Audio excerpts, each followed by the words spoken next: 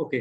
So basically जैसे हमने first session में अपने डिस्कस किया था कि हम बहुत ज़्यादा बेसिक्स को कवर अप नहीं करेंगे, लेकिन कुछ फंडामेंटल्स है जिसको और कुछ कि पीपीसी लेवल पे माइंडसेट्स क्या होने चाहिए, क्या पर्सपेक्टिव होना चाहिए पीपीसी को लेकर के, तो उसके लिए ज़रूरी है कि हम कुछ फंडामेंटल आइडियाज़ और कॉन्सेप्ट्स को डिस्कस कर लें, ताकि हम हमारी जो वेवलेंथ है और फ्रीक्वेंसी है वो एक वेवलेंथ पे आ जाए बेसिकली।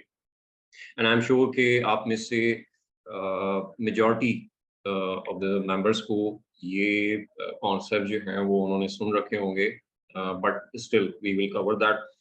सो बेसिकली एडवर्टाइजमेंट का पर्पस क्या है? एक चीज सबसे पहले जो जरूरी है वो ये समझने की जरूरत है कि एडवर्टाइजमेंट का मार्केट करने का, एक प्रोडक्ट को या किसी ब्रांड को या किसी सर्विस को, एक बिजनेस को मार्केटिंग करने की जरूरत क्यों पड़ती है? दैट इज बिकॉज कि अगर आप अपनी नॉर्मल लाइफ में भी चीज़ों को एनालाइज करें तो you will hardly remember may be 15 to 20 brands जिनके आपको नाम पता होंगे, या मे बी शायद 25 तक हों जिनके आपको नाम पता होंगे। बट जो ब्रांड्स मार्केट में अवेलेबल हैं वो तो हज़ारों की तादाद में हैं, लेकिन हमें उनके नाम नहीं पता, हमें उनके सर्विसेज या उनके प्रोडक्ट्स नहीं पता। वो क्यों नहीं पता? क्योंकि उनकी विजिबिलिटी हम तक नहीं है। और एक जो रीज़न है, आई मीन एक आपने कहावत सुनी होगी कि जो दिखता है वही बिकता है, ठीक है? सो वहाँ पर मार्केटिंग का जो आइडिया यहाँ पर आता है कि हमने अपनी प्रोडक्ट के हवाले से या अपनी सर्विसेज के हवाले से, अपने बिज़नेस के हवाले से अपने कंज़्यूमर को अवेयर करना है कि हम भी ये प्रोडक्ट सेल करते हैं, हम भी ये सर्विस सेल करते हैं, या हम भी ये बिज़नेस करते हैं, sort of so and so. So वहाँ से एडवर्टाइज़मेंट और उसका एक सॉर्ट ऑफ एक पर्पज़ या एक ऑब्जेक्टिव जो है वो इनिशिएट होता है कि अगर लोगों को अवेयरनेस होगी, तो ही वो हमारे प्रोडक्ट की तरफ जो है वो अप्रोच करना स्टार्ट करेंगे। अदरवाइज़ अगर उन्हें पता ही नहीं है कि हम किसी कोई एक पर्टिकुलर सॉल्यूशन दे रहे हैं या प्रोडक्ट दे रहे हैं, तो ऑब्वियसली जो एंड गोल है कि एक सेल्स जनरेट करना या प्रॉफिट जनरेट करना, उसका तो सवाल ही पैदा नहीं होता। अच्छा, अब इस एडवर्टाइज़मेंट को के लिए हम क्या मोड्स ऑफ एडवर्टाइज़मेंट जो है वो यूज़ करते हैं?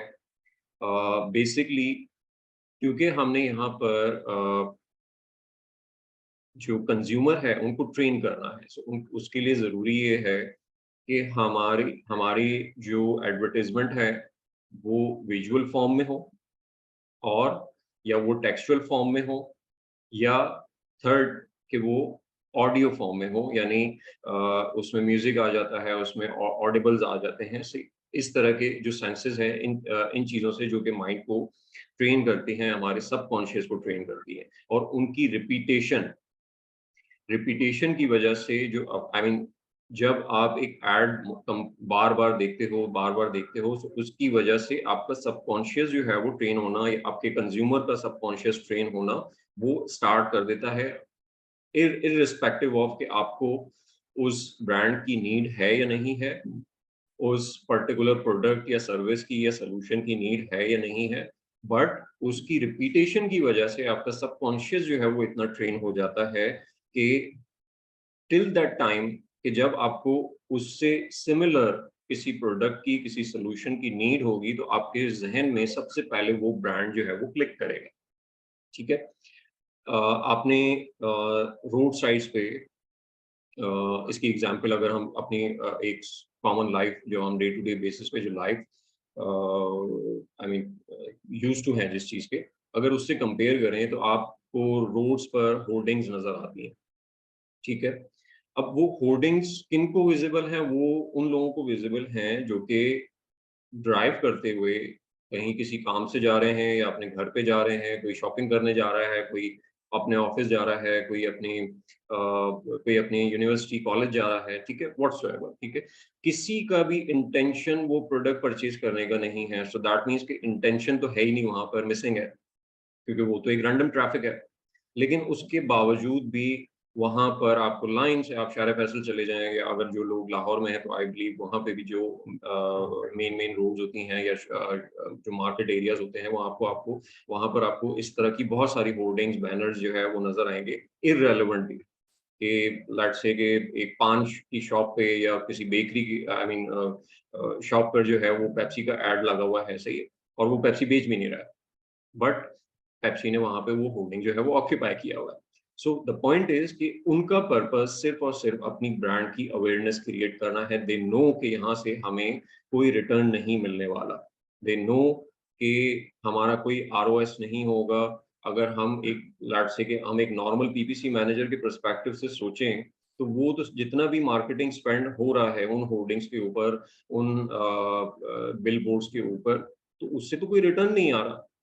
तो क्या उनको मार्केटिंग बंद कर देनी चाहिए? अगर हम एक नॉर्मल पीपीसी मैनेजर की तरह सोचते हैं, कि वो तो काम ही एकोस के ऊपर या आरओएस के ऊपर करते हैं, तो उनको तो वो तो कहेंगे यार ये तो आप नुकसान कर रहे हैं, यहाँ तो सेल्स ही नहीं आ रही है। ठीक है? So the thing is the point of covering this topic कि advertisement is not only about getting sales. Eventually हमारा पर्पस जो है वो सेल्स लेना होता है, but some time we have to ignore कि अभी कैंपेन के क्या रिजल्ट आ रहे हैं, वो हमारे ऑब्जेक्टिव जो हैं वो आई मीन ज़रूरी नहीं है कि हमारी हर कैंपेन जो है वो उसका ऑब्जेक्टिव जो है वो सेल्स हो, रिटर्न्स हो, उसका ऑब्जेक्टिव जो है वो अवेयरनेस, ब्रांड बिल्डिंग इस सेंस में भी हो सकता है। ठीक है? तो ये तो एक नॉर्मल एडवर्टाइज़मेंट का जो कॉन्सेप्ट है उसको थोड़ा-सा हमने आई एम श्योर आप लोगों ने आई मीन ये चीज़ें पहले एनालाइज़ की भी होंगी बट अ, सो अब इस तरह की चीज़ आई मीन ये एडवर्टाइज़मेंट के कॉन्सेप्ट को हम थोड़ा-सा डिस्कस करते हैं अमेज़न के पर्सपेक्टिव से। अब अगर अमेज़न पे अगर हम जाते हैं, अगर आप लोगों को मेरी स्क्रीन नज़र आ रही होगी, तो जब भी हम अमेज़न पे कोई पर्टिकुलर कीवर्ड सिस्टम्स वगैरह सर्च करते हैं, तो we can find a lot of placement जहाँ पर हमें स्पॉन्सर्ड प्रोडक्ट्स जो हैं, वो नज़र आ रही होती हैं। जैसे कि यहाँ पे मुझे हेडलाइन एड जो है वो नज़र आ रहे हैं, ठीक है?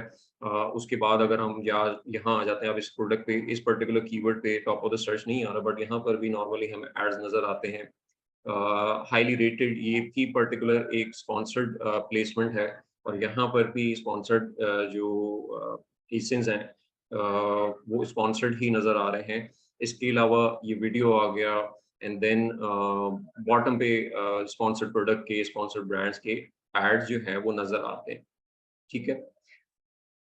लेकिन अगर हम एनालाइज़ करें इस पर्सपेक्टिव से कि अगर अमेज़न में ये एडवर्टाइज़मेंट के ऑप्शंस जो हैं वो अवेलेबल ही नहीं होते। दैट मीन्स कि अ, जितनी भी प्लेसमेंट्स हैं यानी वो सारी की सारी प्लेसमेंट जितने भी प्रोडक्ट्स जो हैं वो हमें टॉप्स पे नज़र आ रहे होते हैं, वो ऑर्गेनिकली नज़र आ रहे होते हैं। ठीक है? और ऑर्गेनिकली नज़र आने के लिए हमें और आई मीन ऑर्गेनिकली जो वो उसका मेथड है रैंकिंग का कि कौन-सा प्रोडक्ट जो है वो मेरी वीडियो हैंग हो रही है? नहीं सर, ठीक आ रही है। ओके सो इनके पास हैंग हो रही है। ज़ीशान आप अपने पास इंटरनेट कनेक्शन चेक कर लें। आई बिलीव वहाँ कुछ इश्यू हो सकता है। सो अ, सो अगर हम अमेज़न के पर्सपेक्टिव से देखते हैं कि अगर अमेज़न में एडवर्टाइज़मेंट जो है वो अवेलेबल नहीं होती, तो दैट मीन्स कि वहाँ पर तो सिर्फ़ ऑर्गेनिक प्रोडक्ट्स नज़र आ रही होती। अगर हम अगेन वापस इस सर्च रिजल्ट्स के ऊपर जाएँ, तो यहाँ पर ये हमें ऐड नज़र नहीं आता, ठीक है? हमें सिर्फ ये ऑर्गेनिकली रैंक प्रोडक्ट नज़र आ रही होती देन ये हाइली रेटेड भी नज़र नहीं आता एंड सो हमें सिर्फ ऑर्गेनिक प्लेसमेंट जो है वो प्रोडक्ट्स नज़र आ रही होती हैं। अब सवाल इसके बाद ये आता है कि अब ये ऑर्गेनिकली जो है वो अगर मैं एक प्रोडक्ट लॉन्च करता हूँ तो ऑर्गेनिकली मैं फर्स्ट पेज पे क्योंकि एक सर्टेन पैटर्न हमें पता है और ये एक एस्टेब्लिश फैक्ट है, एक ट्रेंड है बाइंग ट्रेंड है कि 70% of the shopping on Amazon is done on the top 5 एसकेयूज़। ये एक एस्टेब्लिश फैक्ट है और ये कि जो 70% तक जो परचेज़ेज़ होती हैं अमेज़न के ऊपर, वो फर्स्ट पेज के टॉप 5 के अराउंड होती है मोस्ट ऑफ द टाइम, ठीक है। सो दैट मीन्स कि यहाँ से आई मीन इस फैक्ट से ये इस्टेब्लिश होता है कि अगर मैं टॉप पे नज़र नहीं आऊँगा, तो मेरी तो ऑर्गेनिक अगर स्पॉन्सर्ड का ऑप्शन मेरे पास अवेलेबल नहीं है, तो मुझे तो ऑर्गेनिकली अगर मैं टॉप 5, टॉप 10 में या फर्स्ट पेज पे नहीं आता, दैट मीन्स कि मेरे लिए तो सेल्स करना ही पॉसिबल नहीं है, राइट? सो मुझे फर्स्ट पेज पे आना पड़ेगा, मुझे टॉप 5 पे आना पड़ेगा।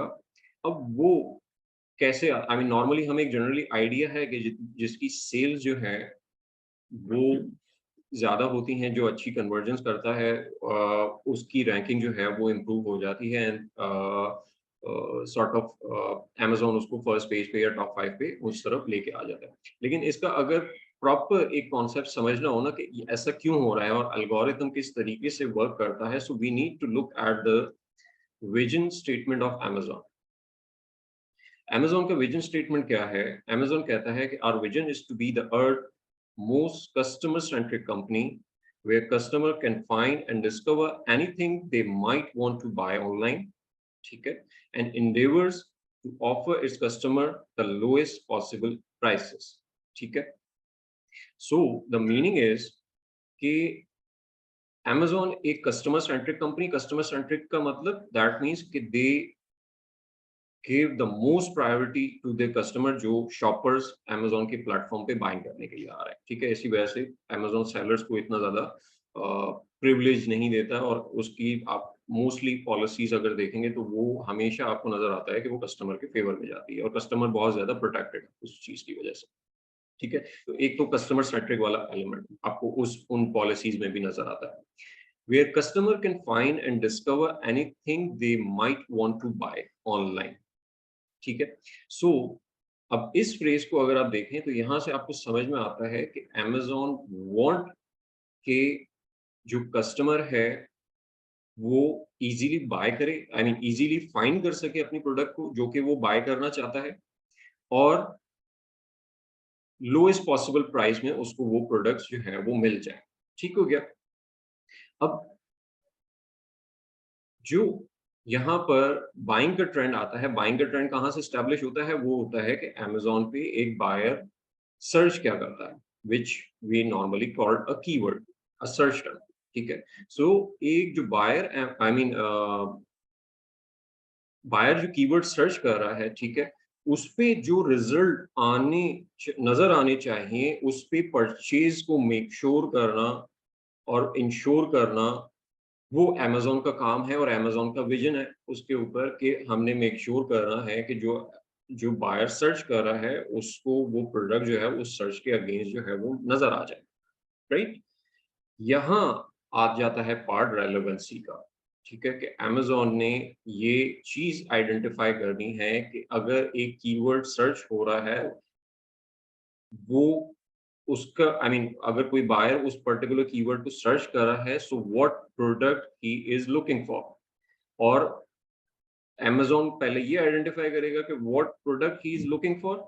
The second thing Amazon will do is कि वो मेक श्योर करेगा कि वो प्रोडक्ट जो है वो उसको टॉप पे नज़र आनी चाहिए। That's how all the relevancy जो कि हमने जितनी भी कॉन्सेप्ट जो अंडरस्टैंडिंग बिल्ड अप की है, वो इस विज़न स्टेटमेंट से कैटर आई मीन आप ड्राइव कर सकते हो, ठीक है? कि यहाँ पर उस इस पर्टिकुलर विज़न स्टेटमेंट की वजह से अमेज़न के विज़न की वजह से वो सारा एल्गोरिथम जो है वो एल्गोरिथम इसी बेसिस पे वर्क कर रहा है और ये उसका एक कोर फैक्टर है कि वो किस तरीके से दैट मीन्स कि अगर जो कि हम इसको आगे भी इंशाल्लाह डिस्कस करेंगे कि एल्गोरिथम जो है वो किस तरीके से वर्क करता है but the main point of understanding is यहाँ पर कि अ अगर अमेज़न ये आइडेंटिफ़ाई करता है कि मेरी प्रोडक्ट एक पर्टिकुलर कीवर्ड से रेलेवेंट है, ठीक है? सो दैट डज़न्ट मीन यानी मैं एक पर्टिकुलर कीवर्ड से ही अपने ऑर्डर्स जनरेट कर रहा हूँ, ठीक है? सो दैट डज़न्ट मीन कि मैं सिर्फ़ उसी कीवर्ड पे रैंक करूँगा या मेरी प्रोडक्ट जो है उसी कीवर्ड के ऊपर अपने उसकी डिस्कवरेबिलिटी जो है वो इम्प्रूव होगी, बल्कि उससे कनेक्टेड जितने भी कीवर्ड्स हैं और अ उससे रेलेवेंट जितने भी कीवर्ड्स हैं, जहाँ-जहाँ पर अमेज़न को लगता है कि ये बायर प्रोफाइल जो है वो मैच कर रहा है इन सर्च टर्म्स के अराउंड, वहाँ-वहाँ हमारे पर्टिकुलर एसकेयूज़ या प्रोडक्ट के जिस पे ऑर्डर आ रहे हैं, उसके रैंक्स इम्प्रूव होना स्टार्ट हो जाएँगे। इसका एक इम्पैक्ट जो है वो आपको इस तरीके से भी नज़र आएगा। Even if they are not index नहीं है that means a a, index नहीं है तो आपको तो सेल्स ही नहीं आएगी ना, राइट? आप इब्राहिम आप अपना थोड़ा-सा क्वेश्चन क्लियर करोगे प्लीज़?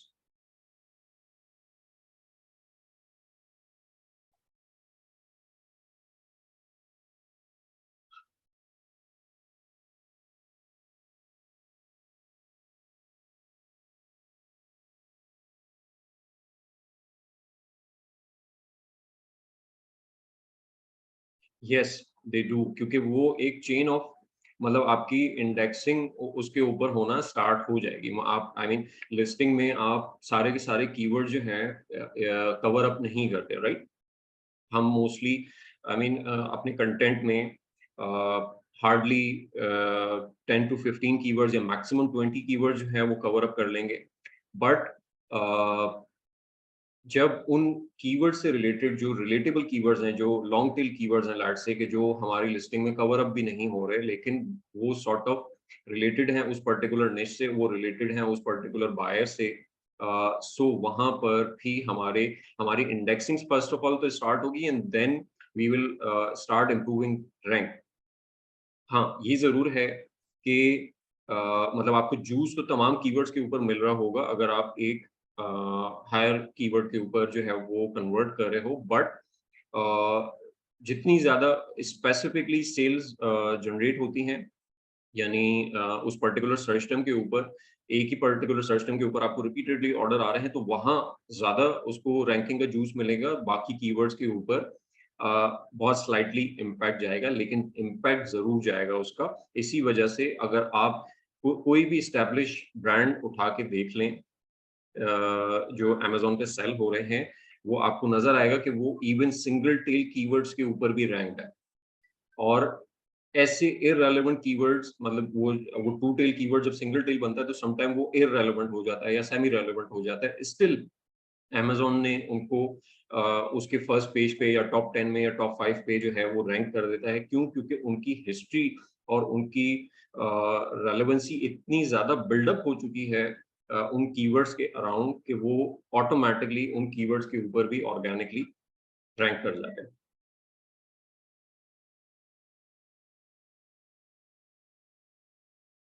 ऑलराइट। सो अ, जो हम बात कर रहे थे कि अब ये सारा रैंकिंग मेथड सामने रखते हुए और अमेज़न का विज़न स्टेटमेंट और उसका एल्गोरिथम कि किस तरीके से एक प्रोडक्ट की डिस्कवरेबिलिटी होती है। सो वहाँ पर अगर मेरी प्रोडक्ट डिस्कवरेबल नहीं है क्योंकि मैं एक न्यू प्रोडक्ट लॉन्च कर रहा हूँ और अमेज़न में ऑर्गेनिकली ही सारी चीज़ें प्लेस हो रही हैं, सो दैट्स वेयर कम्स कि जहाँ पर मुझे एडवर्टाइज़मेंट की ज़रूरत पड़ती है, पीपीसी की ज़रूरत पड़ती है कि जहाँ पर मैं अपनी प्रोडक्ट जो है वो बायर्स के लिए विज़िबल कर सकूँ।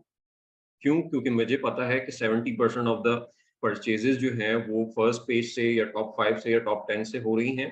सो मेरे लिए इंश्योर करना ये ज़रूरी हो जाता है कि अगर मुझे अपनी प्रोडक्ट पर सेल्स चाहिए, तो मुझे भी टॉप रिजल्ट्स के ऊपर अपनी प्रोडक्ट को विज़िबल करना होगा और वो विज़िबल करना क्योंकि मैं ऑर्गेनिकली विज़िबल नहीं कर सकता क्योंकि मेरे पास सेल्स नहीं है, सो मेरे पास ऑप्शन जो बचता है, वो बचता है कि मैं एडवर्टाइज़मेंट के थ्रू जाऊँ और वहाँ से अपना सेल्स बिल्डअप करूँ ताकि मेरी हिस्ट्री रेलेवेंसी बिल्डअप हो और जिसकी वजह से मेरे कीवर्ड्स को रैंकिंग का ऑर्गेनिक डिस्कवरेबिलिटी का जूस मिलना स्टार्ट हो जाए और उसकी ऑर्गेनिक विजिबिलिटी जो है उन कीवर्ड्स के अराउंड इम्प्रूव करना स्टार्ट कर दे। यहाँ तक क्लियर है? आई मीन किसी का कोई सवाल?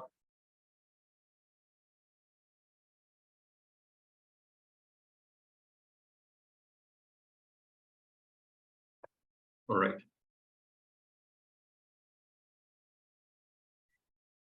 ओके। अच्छा, कैंपेन स्ट्रक्चर को थोड़ा सा डिस्कस कर लेते हैं। ये भी आई एम श्योर आप में से काफियों को पता होगा, बट स्टिल कुछ लोग हमारे साथ ऐसे हैं जो कि न्यू हैं। सो एक बेसिक आइडिया हम यहाँ पे आई मीन हार्डली थोड़ा सा टाइम इस पे कंज्यूम करेंगे कि कैंपेन स्ट्रक्चर में हमारे पास सबसे पहले एक, अगर हम पीपीसी कैंपेन में जाते हैं, सो हमारे पास अ, सबसे पहले कैंपेन है जहाँ पर जो कैंपेन का सेक्शन है, ठीक है, उस कैंपेन में हमारे मल्टीपल एड ग्रुप जो हैं वो डेवलप्ड होते हैं। एड ग्रुप इज के एड ग्रुप में हमारा कौन सा प्रोडक्ट हमने टारगेट करना है और कौन से कीवर्ड जो है वो हमने टारगेट करने हैं, सही है। सो वो एरियाज जो है वो हम यहाँ पे डिफाइन करते हैं। एक कैंपेन में मल्टीपल एड ग्रुप्स हो सकते हैं, कहाँ हो सकते हैं, लेट्स से कि हमारी प्रोडक्ट जो है वो मल्टीपल वेरिएशंस वाली हैं, तो हम एक ही कीवर्ड के अराउंड जो है मल्टीपल वेरिएशन जो है वो टारगेट करना चाहते हैं, तो हमारे पास ये ऑप्शन अवेलेबल है कि हम हर वेरिएशन को एक डिफरेंट एड ग्रुप में ऐड करवा दें और उनकी परफॉर्मेंस को सेपरेटली जो है वो जज करना स्टार्ट करें, क्योंकि कैंपेन ओवरऑल डिफाइन करती है या एक proper camp I mean PPC manager या एडवर्टाइजमेंट मैनेजर का काम ये है कि कैंपेन का ऑब्जेक्टिव जो है वो सिमिलर है। उस कैंपेन ऑब्जेक्टिव में मल्टीपल एसकेयूज या मल्टीपल वेरिएशंस फॉल करती हैं, तो उन वेरिएशंस को हमने टैकल किया थ्रू एड ग्रुप्स। और एड ग्रुप में अगर हम जाते हैं तो वहाँ पर सबसे पहले तो हम जो वो वेरिएशन है वो दिखाते हैं कि कौन सी वेरिएशन जो है वो हमने इंक्लूड करनी है, एंड सेकेंडली कि वहाँ पर हमारी जो टारगेटिंग है वो हम डिफाइन करते हैं कि whether it is a keyword, whether it is a ASIN, whether it is a category, ठीक है। वो ऑटो कैंपेन भी हो सकती है, वो स्पॉन्सर्ड ब्रांड कैंपेन्स भी हो सकती हैं, वो स्पॉन्सर्ड डिस्प्ले कैंपेन्स भी हो सकती हैं, ठीक है।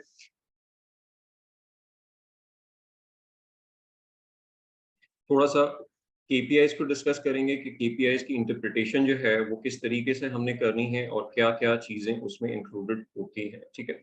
सो हमारे पास की परफॉर्मेंस इंडिकेटर जो हैं, जो इन्फॉर्मेशन हमें सॉर्ट ऑफ एक पीपीसी कैंपेन से मिल रही होती है, जो डाटा पॉइंट जो है वो हमें नज़र आ रहे होते हैं, उसके थ्रू कुछ केपीआईज़ अमेज़न खुद भी हमें कंप्यूट करके देता है, अदरवाइज़ हम खुद कंप्यूट करना चाहें तो वो भी कर सकते हैं, एडिशनल कोई केपीआई जो कि हमारे पास अमेज़न कैंपेन मैनेजर में अवेलेबल ना हो, ठीक है। सो फर्स्ट ऑफ ऑल हमारे पास सबसे पहला जो केपीआई है that is CTR, click through rate. Click through rate is, formula आपको नज़र आ रहा है, क्लिक्स डिवाइडेड बाय इम्प्रेशंस, ठीक है। अब यहाँ पर इम्प्रेशन क्या है कि एक पर्टिकुलर प्रोडक्ट पर एक स्पॉन्सर्ड एड जो है वो नज़र आ गया है, so that is called an impression. यहाँ पर मेरे पास लाइक दिस वन, ठीक है, ये एक स्पॉन्सर्ड एड है, तो ये एक इम्प्रेशन काउंट हो गया। मैं अगर यहाँ पे मुझे स्पॉन्सर्ड एड, तो मुझे अगर एड नज़र आ जाए, ठीक है, वो नज़र नहीं आ रहा सही, हम प्रोडक्ट पेज पे जाके चेकआउट कर लेते हैं।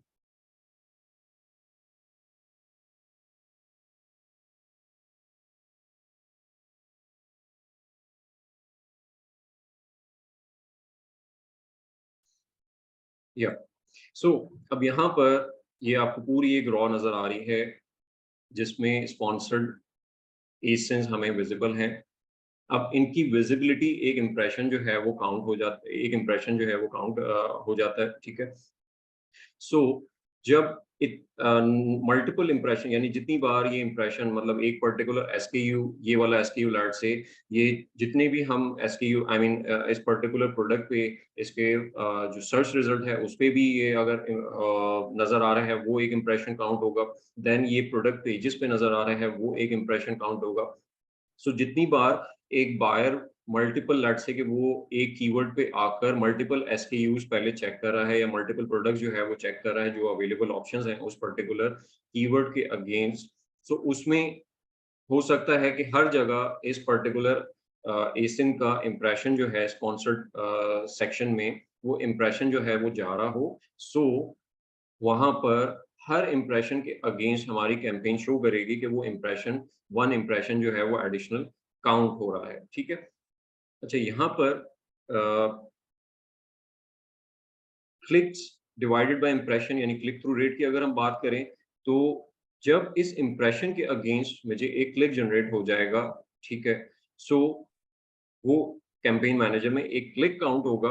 अब लेट्स से कि मेरी पर्टिकुलर प्रोडक्ट जो है वो 10 बार इम्प्रेशनेट हुई, ठीक है? एंड उस पर एक क्लिक आया, so that is 1 click out of 10 which is equals to 10% CTR, सही है? तो मेरा सीटीआर जो है वो वहाँ पर 10% होगा। 10% का मतलब ये है कि मुझे अ 10 इम्प्रेशन के अगेंस्ट जो है वो 1 क्लिक मिल रहा है, ठीक है? अच्छा, अब इसकी इंटरप्रिटेशन पे थोड़ी-सी बात करने की ज़रूरत है और आई एम श्योर सीटीआर का आप लोगों को पता होगा, लेकिन यहाँ पर जो चीज़ फिक्स करने की ज़रूरत है या उसको डिस्कस करने की ज़रूरत है, that is the interpretation. Normally एक इंटरप्रिटेशन ये है कि अगर हमारा सीटीआर लो है, लेट्स से कि लो आप कह सकते हो कि वो बिलो 1% आ रहा है, सही है? आपको 100 इम्प्रेशंस के अगेंस्ट भी एक क्लिक जनरेट नहीं हो रहा है। सो उसका उसकी जो इंटरप्रिटेशन की जाती है वो ये की जाती है कि भई आप अपनी इमेजेस चेक करें, आप अपना टाइटल चेक करें या आप अपनी प्राइसिंग चेक करें। क्यों? क्योंकि हाँ, जो आपकी मतलब वहाँ पे ताल्लुक सारा का सारा लिंक जो बिल्ड अप किया जाता है वो इससे किया जाता है कि वो अ जी, सब मैं उसी पे बात कर रहा हूँ एक्चुअली। सो वहाँ पे जो इंटरप्रिटेशन की जाती है वो यही की जाती है कि हमें अपना फ्रंट एंड जो है वो फिक्स करना चाहिए अगर हमारा सीटीआर जो है वो लो आ रहा है। लेकिन यहाँ पर एक चीज़, एक फैक्ट जो है वो सम टाइम लोग मिस आउट कर जाते हैं, वो ये कि अगर आप किसी भी अगर आप पीपीसी कैंपेन्स जो हैं वो टारगेट करते रहे हैं, या रन करते रहे हैं, तो आपने एक चीज़ नोटिस की होगी कि ऑलमोस्ट 80% या सम टाइम 90% भी जो इम्प्रेशंस जनरेट होते हैं स्पॉन्सर्ड प्रोडक्ट की अगर मैं बात करूँ, स्पॉन्सर्ड प्रोडक्ट कैंपेन्स की अगर मैं बात करूँ, तो ना 80% of the impressions comes on इस प्रोडक्ट पेजेस प्लेसमेंट, राइट? अब प्रोडक्ट पेजेस में ये चीज़ समझने की ज़रूरत है कि प्रोडक्ट पेजेस में आपका इम्प्रेशन अगर जनरेट हो रहा है, ठीक है? और उस पे सीटी और उसकी वजह से आपको क्लिक जनरेट नहीं हो रहा, तो वहाँ पर सबसे आई मीन ये इंटरप्रिटेशन करने से पहले कि आपका फ्रंट एंड जो है वो वीक हो सकता है, आपको ये देखने की ज़रूरत है कि आपकी विज़िबिलिटी कहाँ पर है। अब अगर हम इस particular I mean sponsored tab को देख लें अगर कि जहाँ पर हमें मल्टीपल प्रोडक्ट जो है वो नज़र आ रही हैं, ठीक है? अब ये सारी की सारी स्पॉन्सर्ड है।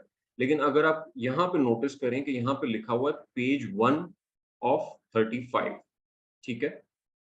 सो दैट मीन्स कि यहाँ पर अगर ये एक पर्टिकुलर पेज पे 7 एसक्यूज़ नज़र आ रहे हैं, तो दैट मीन्स कि 7 मल्टीपल ऑफ 35 इतने एसिन्स जो हैं वो इस स्पॉन्सर्ड सेक्शन में मौजूद हैं, राइट?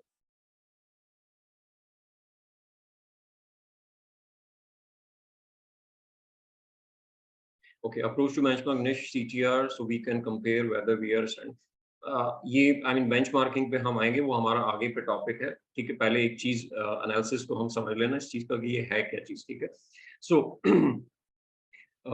यहाँ पर इम्प्रेशंस जो हैं वो अ, मल्टीपल जनरेट हो रहे हैं। अगर लेट्स से कि मैं यहाँ पर 7 इंटू 35 करता हूँ, दैट मीन्स कि यहाँ पर इस पर्टिकुलर सिर्फ़ एक सेगमेंट में 245 एसकेयूज़ विज़िबल हैं और उसके ऐड जो हैं वो शो हो रहे हैं। दैट मीन्स कि इन 245 प्रोडक्ट्स की कैंपेन में हर एक में एक इंप्रेशन जो है वो काउंट हो गया होगा, राइट? अब एक इंप्रेशन जो है वो काउंट तो हो गया, लेकिन क्या बायर ये इतनी पीछे जो इतने 35 पेजेज़ हैं यहाँ पर, क्या वो हर पेज पे जाके वो प्रोडक्ट को चेकआउट कर रहा होगा? नहीं, क्योंकि हमें तो ये ट्रेंड वैसे भी हमें ये नज़र आता है कि जो सर्च रिज़ल्ट पे भी बायर जो है वो बहुत ज़्यादा एक्सप्लोरेशन जो है वो नहीं करता, वो टॉप रिज़ल्ट्स पे ही ज़्यादा फ़ोकस करता है। दैट मीन्स और दूसरी मैं एक चीज़ और कन्फर्म कर दूँ कि अगर किसी को यहाँ पर कन्फ्यूजन है कि अगर इम्प्रेशन काउंट होगा तो वो सिर्फ इन 7 का नहीं होगा, तमाम का होगा, ठीक है? कि जब इम्प्रेशन का मतलब ये है कि अमेज़न ने आपका ऐड जो है वो प्लेस कर दिया है, बायर ने देखा है या नहीं देखा दैट डज़न्ट मैटर। और इम्प्रेशन ये गारंटी नहीं करता कि बायर को आपका ऐड नज़र आ गया है। इम्प्रेशन का मतलब है अमेज़न ने आपका ऐड प्लेस कर दिया है उस पर्टिकुलर कीवर्ड के अगेंस्ट या उस पर्टिकुलर प्रोडक्ट के अगेंस्ट या उस पर्टिकुलर कैटेगरी के अगेंस्ट। वो उसका बायर का उसको देखना ये ज़रूरी नहीं है। सो दैट मीन्स कि अगर बायर को नज़र ही नहीं आया मेरा प्रोडक्ट, लेट्स से कि मेरी एक कैंपेन है जहाँ पर मेरे इंप्रेशंस जो हैं वो सिर्फ़ स्पॉन्सर्ड यानी प्रोडक्ट पेज प्लेसमेंट पे जनरेट हो रहे हैं और अ, उसकी वजह से मेरा ऐड जो है वो कहीं मे बी शायद कोई 15-20 पेज पे या उस पे आ रहा है, so that makes it around कोई 150 प्लस जो पोज़ीशन पे मेरा एसकेयू नज़र आ रहा है, सो और उस पे मुझे क्लिक नहीं आ रहा है। तो वहाँ पर ऑब्वियसली मेरा सीटीआर जो है वो लो होगा।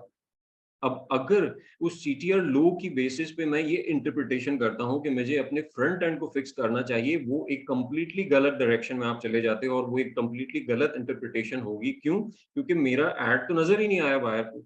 पहले तो मुझे वो फिक्स करने की ज़रूरत है और ये मेक श्योर करने की ज़रूरत है कि मेरा एक्चुअली जो स्पॉन्सर्ड ऐड है वो बायर को विजिबल है और विजिबिलिटी होने के बावजूद अगर मेरे ऐड पे क्लिक नहीं आ रहा देन मेरी इंटरप्रिटेशन ये वाली सही होगी कि मुझे अपने फ्रंट एंड के को फिक्स करना चाहिए, अपनी ऑफर को एनालाइज करना चाहिए कि वहां पर कोई मिस्टेक तो नहीं है, वहां पर कोई चीज लैग तो नहीं कर रही।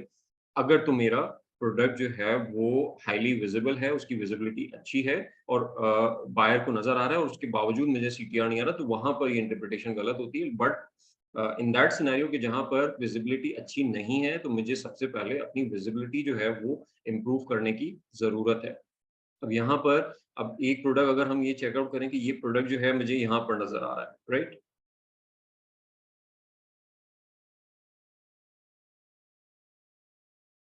और ये यही प्रोडक्ट ओके, ये प्रोडक्ट यहाँ पर हमें नज़र आ गया और ये प्रोडक्ट मुझे आई थिंक यहाँ पर भी नज़र आया था।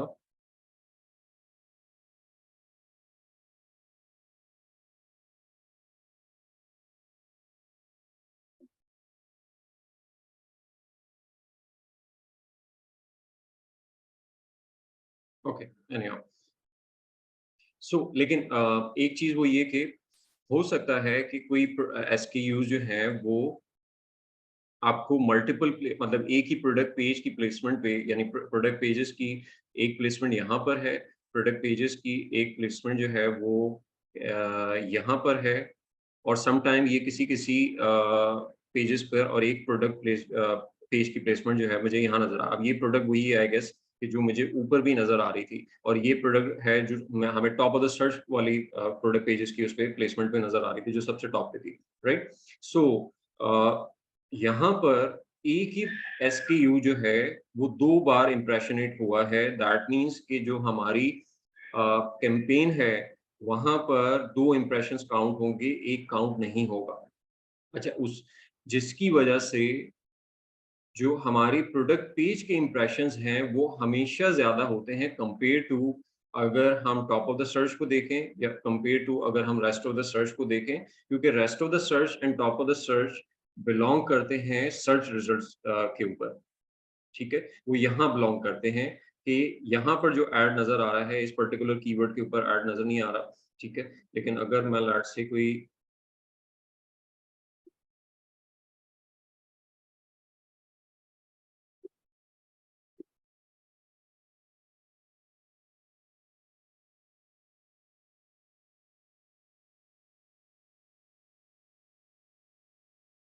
अच्छा आई डोंट नो मेरे पास ये अभी टॉप ऑफ द सर्च क्यों शो नहीं हो रहे, ठीक है? बट द थिंग इज़ कि जो टॉप ऑफ द सर्च है और जो रेस्ट ऑफ द सर्च है, वो कंपैरेटिवली प्रोडक्ट पेजेस पे उसके इंप्रेशन जो हैं वो कम होते हैं। क्यों? क्योंकि टॉप ऑफ द सर्च की प्लेसमेंट जो है वो एक ही है। रेस्ट ऑफ द सर्च की प्लेसमेंट जो है वो मिड में है या बॉटम पे है, ठीक है? और एक ही एसकेयू जो है, वो अगर टॉप ऑफ द सर्च पे आ रहा है, तो वो एक ही प्लेसमेंट ऑक्यूपाई करेगा, वो मल्टीपल जगहों पे नहीं आ सकता, ये रूल है, ठीक है? इसी तरीके से अगर वो रेस्ट ऑफ द सर्च पे आ रहा है तो वो टॉप ऑफ द सर्च पे नहीं आएगा। अगर वो रेस्ट ऑफ द सर्च की मिड लाइन में आ रहा है तो वो बॉटम पे नहीं आएगा, टॉप ऑफ द सर्च पे नहीं आ रहा। अगर वो बॉटम लाइन पे आ रहा है रेस्ट ऑफ द सर्च की, तो वो मिड लाइन पे भी नहीं आएगा और वो टॉप ऑफ द सर्च पे भी नहीं आएगा। दैट मीन्स कि वो एक ही impression at a time count करेगा। लेकिन प्रोडक्ट पेजेस में ये पैटर्न जो है वो हमें चेंज होता हुआ नज़र आता है। इसी वजह से ऑल्दो कि सर्च वॉल्यूम्स जो हैं वो कम होते हैं, कीवर्ड के नॉर्मली जनरली ट्रैफिक कम होता है, लेकिन प्रोडक्ट पेजेस के जब हम इंप्रेशंस देखते हैं तो वहाँ पे सबसे ज़्यादा हमें इंप्रेशंस जो है वो नज़र आते हैं। अगर मुझे यहाँ पर कोई कैंपेन मैं चेकआउट कर सकूँ।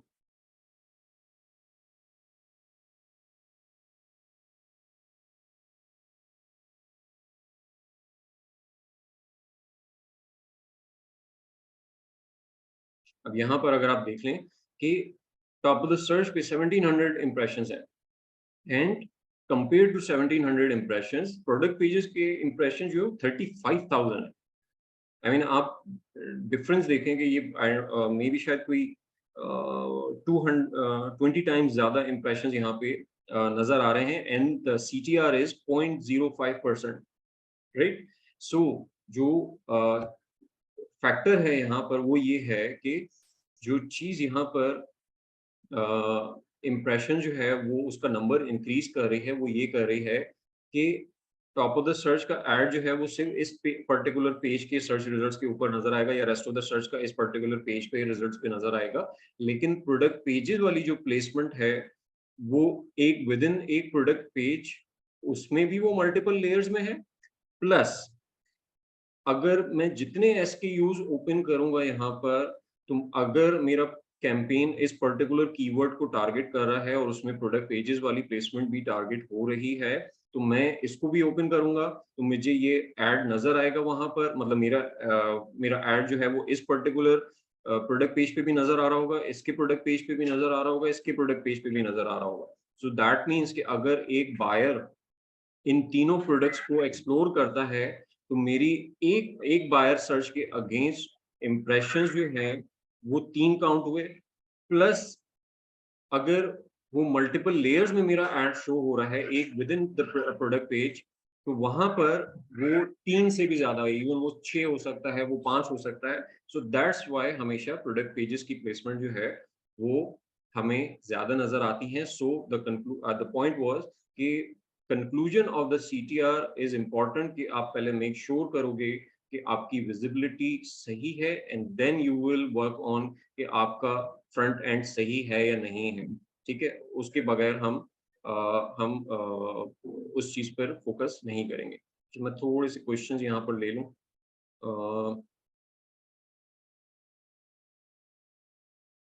अच्छा हाफिज, आप बेंचमार्क की बात कर रहे थे तो उसको हम कवर अप करेंगे अपने कुछ आगे टॉपिक्स में कि हम किस तरीके से बेंचमार्क सेट कर सकते हैं। इब्राहिम कह रहे हैं how do we take control of where is our ad shown in product pages.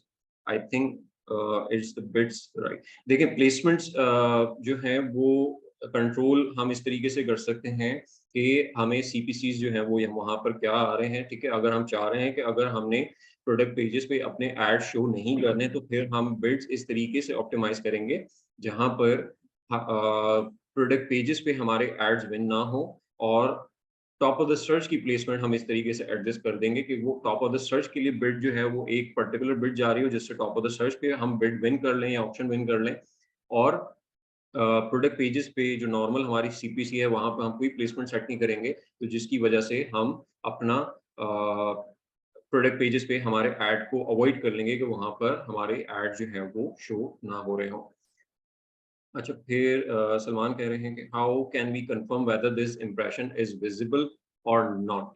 ठीक है, अच्छा इसमें एक आपने न्यू टर्म देखी होगी, व्यूएबल इंप्रेशंस। नॉर्मली वो स्पॉन्सर्ड डिस्प्ले में आपको नजर आती है। जो स्पॉन्सर्ड प्रोडक्ट कैंपेन्स हैं वहां पर आपको ये ऑप्शन, ये डाटा जो है वो प्रोवाइड नहीं करता है अमेज़न। ठीक है, सो यहाँ पर हमें अपनी विजिबिलिटी जो है वो फिर हमारे पास और कोई ऑप्शन नहीं है, वो हमें विजिबिलिटी जो है वो हमें मैनुअली चेक करनी पड़ती है कि जिन पर्टिकुलर कैंपेन में हमें प्रोडक्ट पेजेस पे स्पॉन्सर्ड प्रोडक्ट की जो कैंपेन है वहाँ पर हमें प्रोडक्ट पेजेस पे ज़्यादा इम्प्रेशन जो हैं वो आ रहे हैं तो हम लेकिन सीटीआर हमारा लो है, सो हमें वहाँ पे मैनुअली चेक करना होगा कि हमारे उस पर्टिकुलर कीवर्ड के अराउंड जिन प्रोडक्ट पेजेस पे ऐड नज़र आ रहा है, वहाँ पर हम चेक कर लें कि हमारा ऐड की ऐड रैंक क्या है या ऐड की प्लेसमेंट कहाँ पर है, वो बिल्कुल विज़िबल है वहाँ पर सामने, या उसकी विज़िबिलिटी डाउन द लाइन यानी काफ़ी सारे पेजेस के बाद जो है वो इम्प्रेशनेट हुआ है। सो वहाँ पर वो हमें मैनुअली चेक करना होगा। अच्छा, फुरकान कह रहे हैं कि one of the reason of low CTR can be we are irrelevant to keyword. Uh, देखिए इर्रेलेवेंसी जो है वो एक तो लो सीटीआर एक मे बी लो सीटीआर जो है भी आ सकता है। आई मीन वहाँ पे एक लो के बायर जो है वो कुछ सर्च कुछ और कर रहा है और आपका प्रोडक्ट जो है वो वहाँ पर विजिबल है, तो वो उसकी वजह से लो सीटीआर होगा ऑब्वियसली। लेकिन अगर विजिबिलिटी है ना, क्योंकि लो सीटीआर इररेलेवेंट होने में होता क्या है कि अमेज़न आपको ऑटोमैटिकली डी रैंक कर देता है। मतलब ये एक रिज़ल्ट हो तो सकता है कि हम इररेलेवेंट हमारा कीवर्ड भी टारगेट हो जाए। लेट्स से कि हम कोई कैंपेन डिस्कवरी कैंपेन इनिशिएट करते हैं तो उसमें कुछ इररेलेवेंट कीवर्ड भी जो है वो टारगेट हो जाए। बट वहाँ पर हमेशा जब अमेज़न ये आइडेंटिफ़ाई करता है कि ये प्रोडक्ट जो है वो इस पर्टिकुलर कीवर्ड से रेलेवेंट नहीं है, रिलेट नहीं करती, तो वो आपको नज़र आता है कि अब आपके स्पॉन्सर्ड रैंक्स जो हैं वो वहाँ पर डिक्लाइन कर रहे हैं और आपको उस उन पर्टिकुलर कीवर्ड्स के अराउंड जो है वो क्लिक्स या इम्प्रेशन जो हैं वो जनरेट नहीं हो रहे। अच्छा, राफ़े कह रहे हैं कि is it possible we get higher click as compare to a impressions? अगर हमारी विज़िबिलिटी ज़्यादा है तो हम हायर क्लिक जो हैं वो is it possible to get higher clicks as compare to नहीं, इम्प्रेशन से ज़्यादा क्लिक्स होना पॉसिबल नहीं है। जितनी दफ़ा नज़र आएगा उतनी दफ़ा ही क्लिक्स आ सकते हैं, उससे ज़्यादा तो नहीं हो सकते, right? Can we consider viewable impression the more accurate impression? बिल्कुल किया जा सकता है, लेकिन डिपेंडिंग ऑन कि आपका ऑब्जेक्टिव क्या है कैंपेन का। कुछ कैंपेन्स यानी अगर मैं कुछ कैंपेन जो कि हम आगे ऑब्जेक्टिव्स में डिस्कस करेंगे कि वहाँ पर लो सीटीआर होना कोई कंसर्न वाली बात नहीं है। क्यों? क्योंकि उसका ऑब्जेक्टिव ही सॉर्ट ऑफ इम्प्रेशंस रेज़ करना है, उसका उस पर्टिकुलर कैंपेन का ऑब्जेक्टिव क्लिक्स जनरेट करना नहीं है। सो उसको हम थोड़ा-सा डिस्कस करेंगे आगे जाकर। नाज़रीन कह रही है how would we know how many time it's impressionate on pages? देखिए हमें इंडिविजुअल जो रिजल्ट जो है वो नज़र नहीं आते, लेकिन अगर हम अपनी कैंपेन्स में जो प्लेसमेंट का डाटा चेकआउट करते हैं तो वहाँ पर हमें कंप्लीट डे का जो इम्प्रेशंस हैं वो यहाँ पर हमें नज़र आएँगे। लेट्स से कि आज के दिन में अभी तक प्रोडक्ट पेजेस पे जो है वो 825 इम्प्रेशंस जनरेट हुए हैं और टॉप ऑफ द सर्च पे सिर्फ 7 हुए हैं, रेस्ट ऑफ द सर्च पे सिर्फ एक पर्टिकुलर इम्प्रेशन जो है वो अ, जनरेट हुआ है, ठीक है? तो हम यहाँ से चेकआउट कर सकते हैं कि हमारे पर्टिकुलर किस सर्च टर्म के अगेंस्ट कितने इम्प्रेशंस जो हैं वो जनरेट हुए हैं। Sir what is the optimum CTR on placement ad campaigns like one on search campaigns my optimum is on 10 impression I want 1 click. Okay, अच्छा ज़ीरक अगर आप टॉप ऑफ द सर्च की बात कर रहे हो ना यहाँ पर तो फिर 10% इज़ समथिंग कि वो अचीव किया जा सकता है। और अगर आप टॉप ऑफ द सर्च पे टारगेट कर रहे हैं और आपका स्पॉन्सर्ड रैंक जो है वो 1 या 2 है, ठीक है?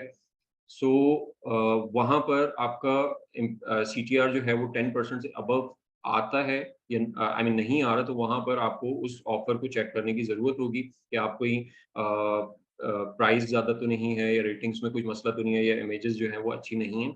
लेकिन अगर आप स्पॉन्सर्ड रैंक 3 या 4 पर हो, अगर हम डेस्कटॉप वर्ज़न में चेकआउट करें कि जो हमारे 4 एड्स यहाँ पे शो होते हैं, right? A I don't know वो यहाँ पे अभी क्यों शो नहीं हो रहा। मैं इनकॉग्निटो में चेक कर लेता हूँ, शायद मे बी मेरे पास आ जाए।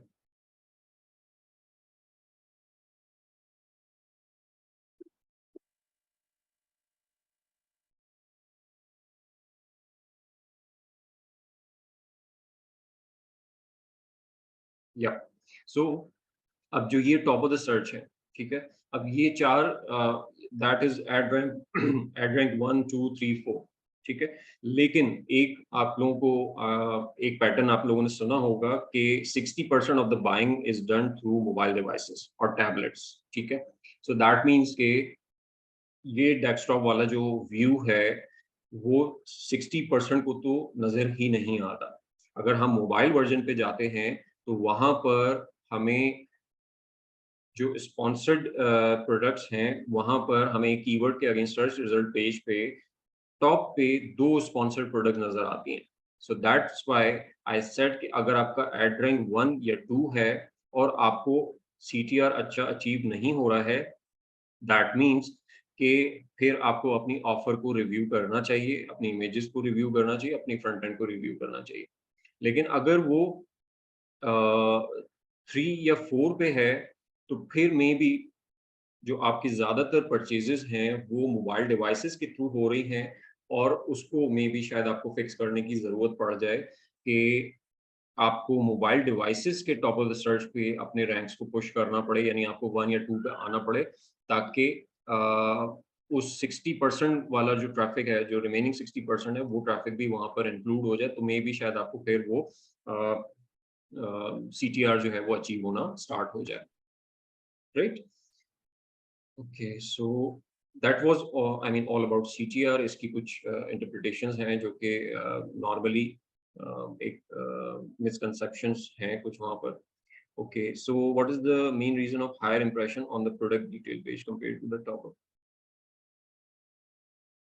सलमान, अभी मैं इतनी देर से यही तो एक्सप्लेन कर रहा था कि पीडीपी पे क्यों इम्प्रेशन ज्यादा होते हैं, क्योंकि वहां पर मल्टीपल पोजीशंस हैं जहां पर आपका एड जो है वो नजर आ रहा होता है, ठीक है। यानी एक with in a single product page आपके ऐड जो है वो मल्टीपल टाइम शो हो सकते हैं एंड देन उस पर्टिकुलर कीवर्ड का जो ये सर्च रिजल्ट्स है, ठीक है। अब इस सर्च रिजल्ट पे लेट्स से कि ये 5 प्रोडक्ट जो मुझे नजर आ रही हैं, अब मैं एक बायर हूँ, मैंने पहले इस प्रोडक्ट को चेक किया और इसके प्रोडक्ट पेज में गया, वहां पर मेरा आपका जो ऐड है वो वहां पर शो हुआ, ठीक है। फिर मैं उससे बाहर निकला, मैं इस पर्टिकुलर प्रोडक्ट के ऊपर गया, वहाँ पर भी आपकी कैंपेन जो आपने इस पर्टिकुलर कीवर्ड पे सेट की हुई है, तो वो प्रोडक्ट पेज पे इस प्रोडक्ट पेज पे भी उसने अपना ऐड जो है वो इम्प्रेशनेट किया। फिर इस पे किया, फिर इस पे किया, फिर इस पे किया। अब मैंने ये पाँचों को विज़िट किया तो आपके एक कैंपेन के जिस पे सर्च रिजल्ट पे एक इम्प्रेशन रेज़ हुआ था, लेकिन इन 5 प्रोडक्ट पेजेस को विज़िट करने की वजह से प्रोडक्ट पेजेस पे 5 इम्प्रेशन रेज़ हुए। ठीक है? सो इसकी ये बेसिकली एक रीज़न है कि प्रोडक्ट पेजेस के इम्प्रेशंस जो हैं, वो ज़्यादा होते हैं और अ, जो top of the search and rest of the search के हैं, वो कम होते हैं।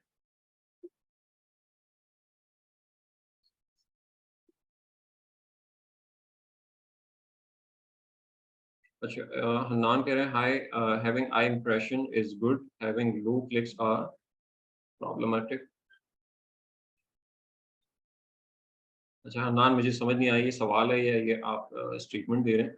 सो अच्छा, ज़ीरक सर, इट मीन अमेज़न में can generate multiple impression with same IP at the same time, ठीक है। बिल्कुल, आई मीन मल्टीपल एक सेशन के दौरान जो है वो मल्टीपल इंप्रेशन जो है वो जनरेट हो सकते हैं। अच्छा, अब आ जाते हैं हम थोड़ा-सा सीपीसी के ऊपर बात कर लेते हैं। सीपीसी अगेन सीपीसी की जो फॉर्मूलेशन है वो ये है कि आपको एक क्लिक जो है वो कितना कॉस्ट करता है, ठीक है? और उस कॉस्ट की जो वैल्यू है वो डिपेंड करती है कि हम एड्स जो हैं वो कहाँ शो कर रहे हैं, ठीक है? लेट्स से कि हम अपनी पर्टिकुलर कैंपेन को डाइवर्ट कर रहे हैं towards top of the search. अब टॉप ऑफ द सर्च वो प्लेसमेंट है जिसकी विजिबिलिटी सबसे ज़्यादा हाई है और कन्वर्जन्स यहाँ पे सबसे ज़्यादा होती हैं, तो this is the most expensive placement. और इसमें से भी अगर मुझे एड रैंक 1 पे आना है, 2 पे आना है, 3 पे आना है, तो कंपैरेटिवली 1 जो है वो 2 से ज़्यादा होगा, 2 3 से ज़्यादा होगा और 3 4 से ज़्यादा होगा उसके सीपीसी। सो जो उसकी कॉस्ट पर क्लिक है वो अ, जितना हम हायर रैंक पुश करेंगे उतनी ज़्यादा उसकी कॉस्ट जो है वो इंक्रीज़ करती जाएगी। इससे लोअर सीपीसी की तरफ आ जाते हैं, तो वहाँ पर अगर हम जो यहाँ पर हमें एड्स नज़र आ रहे होते हैं रेस्ट ऑफ द पेजेज़ के ये मिड पेजेज़ पे हमें एड्स नज़र आ रहे हैं, ये रेस्ट ऑफ द पेजेज़ हैं, ये कंपैरेटिवली इसकी सीपीसी जो है वो कम होगी अमेज़न इस पे हमें कम चार्ज कर रहा होगा। अच्छा यहाँ पर भी थोड़ा-सा एक चीज़ डिस्कस करने वाली है कि एक्चुअली अमेज़न जो है वो प्राइस सेट नहीं कर रहा, वो हमारे वो एक्चुअली सेलर्स जो हैं वो उस प्राइस को सेट कर रहे हैं, ठीक है? तो वो चीज़ हम इसको डिस्कस कर लेते हैं। इसके अलावा जो हमारे पास यहाँ पर लोअर पे इसके अच्छा ओके एड्स नज़र नहीं आ रहे वरना अदरवाइज़ यहाँ पर भी हमें बॉटम पे रेस्ट ऑफ द पेजेस पे एड्स नज़र आ रहे होते हैं, तो उसकी अगर वो प्लेसमेंट है तो उसकी विज़िबिलिटी और भी ज़्यादा कम है, तो वो सीपीसी जो है वो हमें और भी कम वहाँ पर कॉस्ट करेगा, ठीक है? इसी तरीके से स्पॉन्सर्ड डिस्प्ले के एड्स हैं वो डिफरेंट चार्ज करते हैं, उसकी प्राइसिंग जो है उसकी सीपीसी जो है वो डिफरेंट हो सकती है। अच्छा अब ये चीज़ सीपीसी जो है वो ड्राइव कौन कर रहा है? वो अमेज़न सेट कर रहा है या वो हम खुद सेट कर रहे हैं उसको? सो उसके लिए थोड़ा-सा ऑप्शंस वगैरह को हमें समझना पड़ेगा, लेकिन ऑप्शंस पे अभी हम नहीं जाएँगे डायरेक्टली कि वो किस तरीके से वर्क करते हैं, बिडिंग जो है वो किस तरीके से वर्क करती है। लेकिन एक जनरल आइडिया कि अमेज़न का रूल है कि सेकंड प्राइस रूल की बेसिस पे एग्ज़ैक्टली अगर मुझे उसका यही नाम याद आ रहा है तो उसकी बेसिस पे जो अगर मैं एक $1 बिड कर रहा हूँ और मुझसे लोअर जो सेलर है उसने 90 सेंट एक उसी पर्टिकुलर कीवर्ड के ऊपर बिड किया है, तो मुझे 91 सेंट्स की वो सीपीसी कॉस्ट करेगी क्योंकि मैं उस पर्टिकुलर प्लेसमेंट के लिए ऑप्शन विन कर जाऊँगा अपनी हाईएस्ट बिड के साथ, तो मुझे 91 सेंट्स जो है वो कॉस्ट करेगी। सो एक्चुअली जितनी ज़्यादा हायर प्राइस है दैट मीन्स कि लोग या जो सेलर हैं बेसिकली वो उस पर्टिकुलर प्लेसमेंट को ऑक्यूपाई करने के लिए ज़्यादा पे करने को तैयार हैं।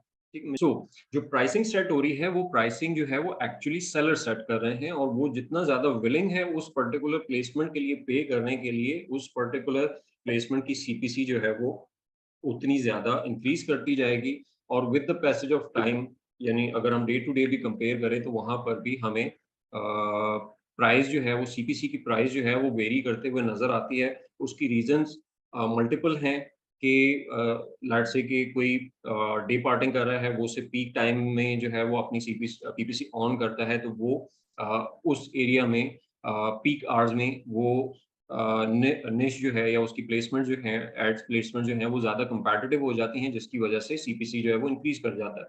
सेकंड रीज़न कि जो रश आवर्स के बाद पीक आवर्स के बाद जब लोगों का बजट ड्राई आउट होना स्टार्ट हो चुका होता है या ड्राई आउट हो चुका होता है with in that peak time, तो वहाँ पर भी अब बिड जो हैं वो उनकी यूटिलाइज़ होना स्टार्ट हो रही हैं जो कि लो बिड कर रहे थे और जो हायर बिड कर रहे थे वो ऑलरेडी ऑप्शन विन कर के उनका बजट जो है वो कंप्लीटली एग्ज़ॉस्ट हो चुका है। सो अब वो उस बिड में से उस ऑप्शन में से निकलना स्टार्ट हो गए, तो अब बिड जो है और सीपीसी जो है वो नीचे आना स्टार्ट हो गई। इस वजह से मेबी रश आवर्स के बाद जो है वो हमें सीपीसी जो है वो कम नज़र आना स्टार्ट होता है। तो ये उसके मल्टीपल फैक्टर्स हैं कि किस तरीके से वो मार्केट जो है वो वर्क कर रही होती है। सो यहाँ पर जो हमें सीपीसी की एनालिसिस है या सीपीसी को एनालाइज़ करना है कि मेरा सीपीसी हाई है, लो है, उसकी इंटरप्रिटेशन जो है वो इस तरीके से होगी कि हम किस पर्टिकुलर प्लेसमेंट को टारगेट कर रहे हैं, हम किस पर्टिकुलर कीवर्ड को टारगेट कर रहे हैं, उस पे ट्रैफ़िक्स के वॉल्यूम क्या है। सो ये फैक्टर्स जो हैं वो और कितनी सेल्स जो वो पर्टिकुलर कीवर्ड जो है वो कितनी सेल्स जनरेट कर रहा है बेसिकली कितना कंपैटिटिव है वो कीवर्ड। सो ये फैक्टर जो हैं उस सीपीसी की जो आई मीन बेंचमार्क है सॉर्ट ऑफ सेट करती हैं कि उस पर्टिकुलर कीवर्ड के ऊपर अगर हमें सीपीसी आ रहा है उसका एनालिसिस जो है वो वहाँ से बिल्डअप किया जा सकता है कि हम प्लेसमेंट क्या टारगेट कर रहे हैं और वहाँ से वो पर्टिकुलर कीवर्ड जो है उसके ऊपर ट्रैफिक कितना बिल्डअप हो रहा है। अच्छा, नेक्स्ट आ जाते हैं एकोस के ऊपर जो मशहूर ज़माना हमारा फेवरेट। सो अब एकोस हमें पता है कि एकोस इज़ समथिंग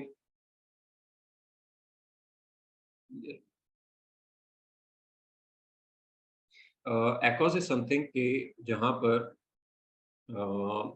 कि बेसिकली अगर सिंपल अल्फाज में कहें तो कि मैं अपनी सेल्स आई मीन जो मैं पीपीसी से या एडवर्टाइजमेंट से जो सेल्स जनरेट कर रहा हूँ उसमें से कितना पोर्शन मेरी मार्केटिंग में या एडवर्टाइजमेंट में स्पेंड हो जाता है, that is ad spend divided by ad sales. यानी अगर मैंने $10 की सेल की है और उस $10 की सेल करने के लिए मैंने $3 जो है वो एडवर्टाइजमेंट स्पेंड किया था, तो दैट मीन्स कि मेरा एकॉस जो है वो 30% है। यानी मैंने अपना टोटल रेवेन्यू आई मीन अपनी एडवर्टाइजमेंट से सेल्स जो जनरेट हुई है उसका 30% मैंने एडवर्टाइजमेंट में स्पेंड किया है। So that is what ACOS is. अच्छा, अब एकॉस की इंटरप्रिटेशन अलाइन करती है हमारे ऑब्जेक्टिव्स के साथ कि हमारे कैंपेन के ऑब्जेक्टिव्स क्या है। कैंपेन ऑब्जेक्टिव्स ऑब्वियसली हमें थोड़ा-सा जब हम यहाँ से आगे मूव करेंगे या पीपीसी कैंपेन्स की तरफ जाएँगे, सो उसमें थोड़ा-सा डिस्कस करेंगे और आई मीन उसको डिटेल में डिस्कस करेंगे। मैं एक स्लाइड आइडिया दे देता हूँ कि अगर जब हम ऑब्जेक्टिव से अलाइन करेंगे अपने एकॉस को, तो वहाँ पर हमारे एकॉस के benchmark for the very same product, for the very same निश और for the very same brand वो डिफरेंट हो सकते हैं। फॉर एग्जाम्पल कि मेरा ऑब्जेक्टिव जो है वो रैंकिंग है, मेरा ऑब्जेक्टिव जो है वो कन्वर्जेंस है, ठीक है। अब अगर मेरा ऑब्जेक्टिव रैंकिंग है तो वहां पर मेरा पर्पस एक कैंपेन को सेटअप करना वो है नंबर ऑफ ऑर्डर जनरेट करना, राइट। क्योंकि रैंकिंग को improve, number of order sales velocity जो है वो रैंक्स को इम्प्रूव करती है। सो वहां पर एक हायर एकॉस या उसका एकॉस का बेंचमार्क डिफरेंट होगा कंपेयर टू अ कैंपेन जहां पर मैं टारगेट कर रहा हूं कन्वर्जेंस को, ठीक है। कन्वर्जेंस जहां पर मैं टारगेट कर रहा हूं, सो वहां पर मेरा जो ऑब्जेक्टिव है वो may be profitable order generate करना है, तो वहाँ एकॉस बेंचमार्क जो है वो डिफरेंट होगा। वो ब्रेक इवन से भी शायद कम हो कि मुझे प्रॉफिटेबल ऑर्डर जनरेट करना है, दैट मीन्स कि मुझे ब्रेक इवन एकॉस से भी लोअर एकॉस अचीव करना है। सो वो कंपैरेटिवली सेम प्रोडक्ट के ऊपर वो एकॉस का बेंचमार्क जो है वो डिफरेंट हो जाता है, ठीक है। सो वो कैंपेन टू कैंपेन जो है वो एकॉस बेंचमार्क वेरी करेगा, उसका थ्रेशोल्ड जो है वो वेरी करेगा कि हमने कैंपेन जो है वो क्यों एस्टैब्लिश की है। सो यहाँ पर एक चीज आई मीन जो समझने की जरूरत है कि हमने हर कैंपेन को एकॉस के आई मीन एकॉस से मेजर नहीं करना, उसकी परफॉर्मेंस को एकॉस से मेजर नहीं करना।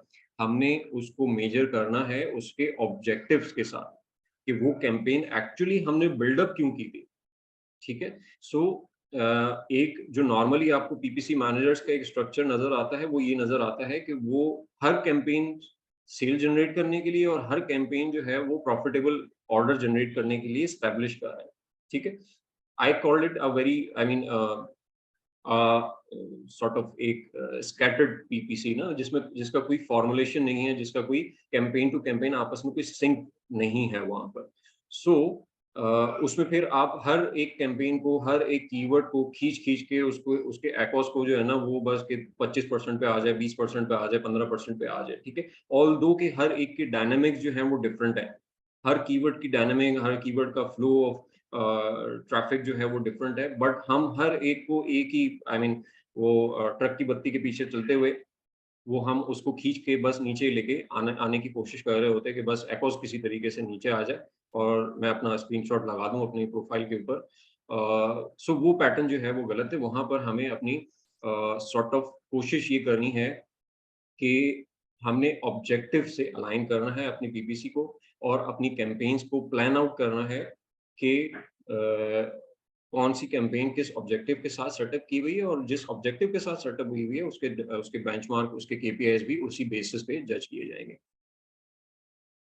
ओके, इब्राहिम कह रहे हैं if PPC sales increase or organic rank or visibility as well, I'm sure, then isn't it right to attribute it to overall sales, ad spend, total sales, so that we can know the campaign is affecting overall sales, ठीक है। बिल्कुल ऐसा ही होता है जो वो tacos, क्योंकि आप नज़र आ रहा होगा कि हमने टैकोस भी मेंशन किया हुआ है यहाँ पर। सो टैकोस में ये एरिया जो है वो कवर अप हो जाएगा जहाँ पर हम टोटल सेल्स देख रहे होंगे। अच्छा, अब यहाँ पर एक टैकोस के बाद हमें नज़र आ रहा है return on ad spend, ROAS. अब आरओएस इज इनवर्स ऑफ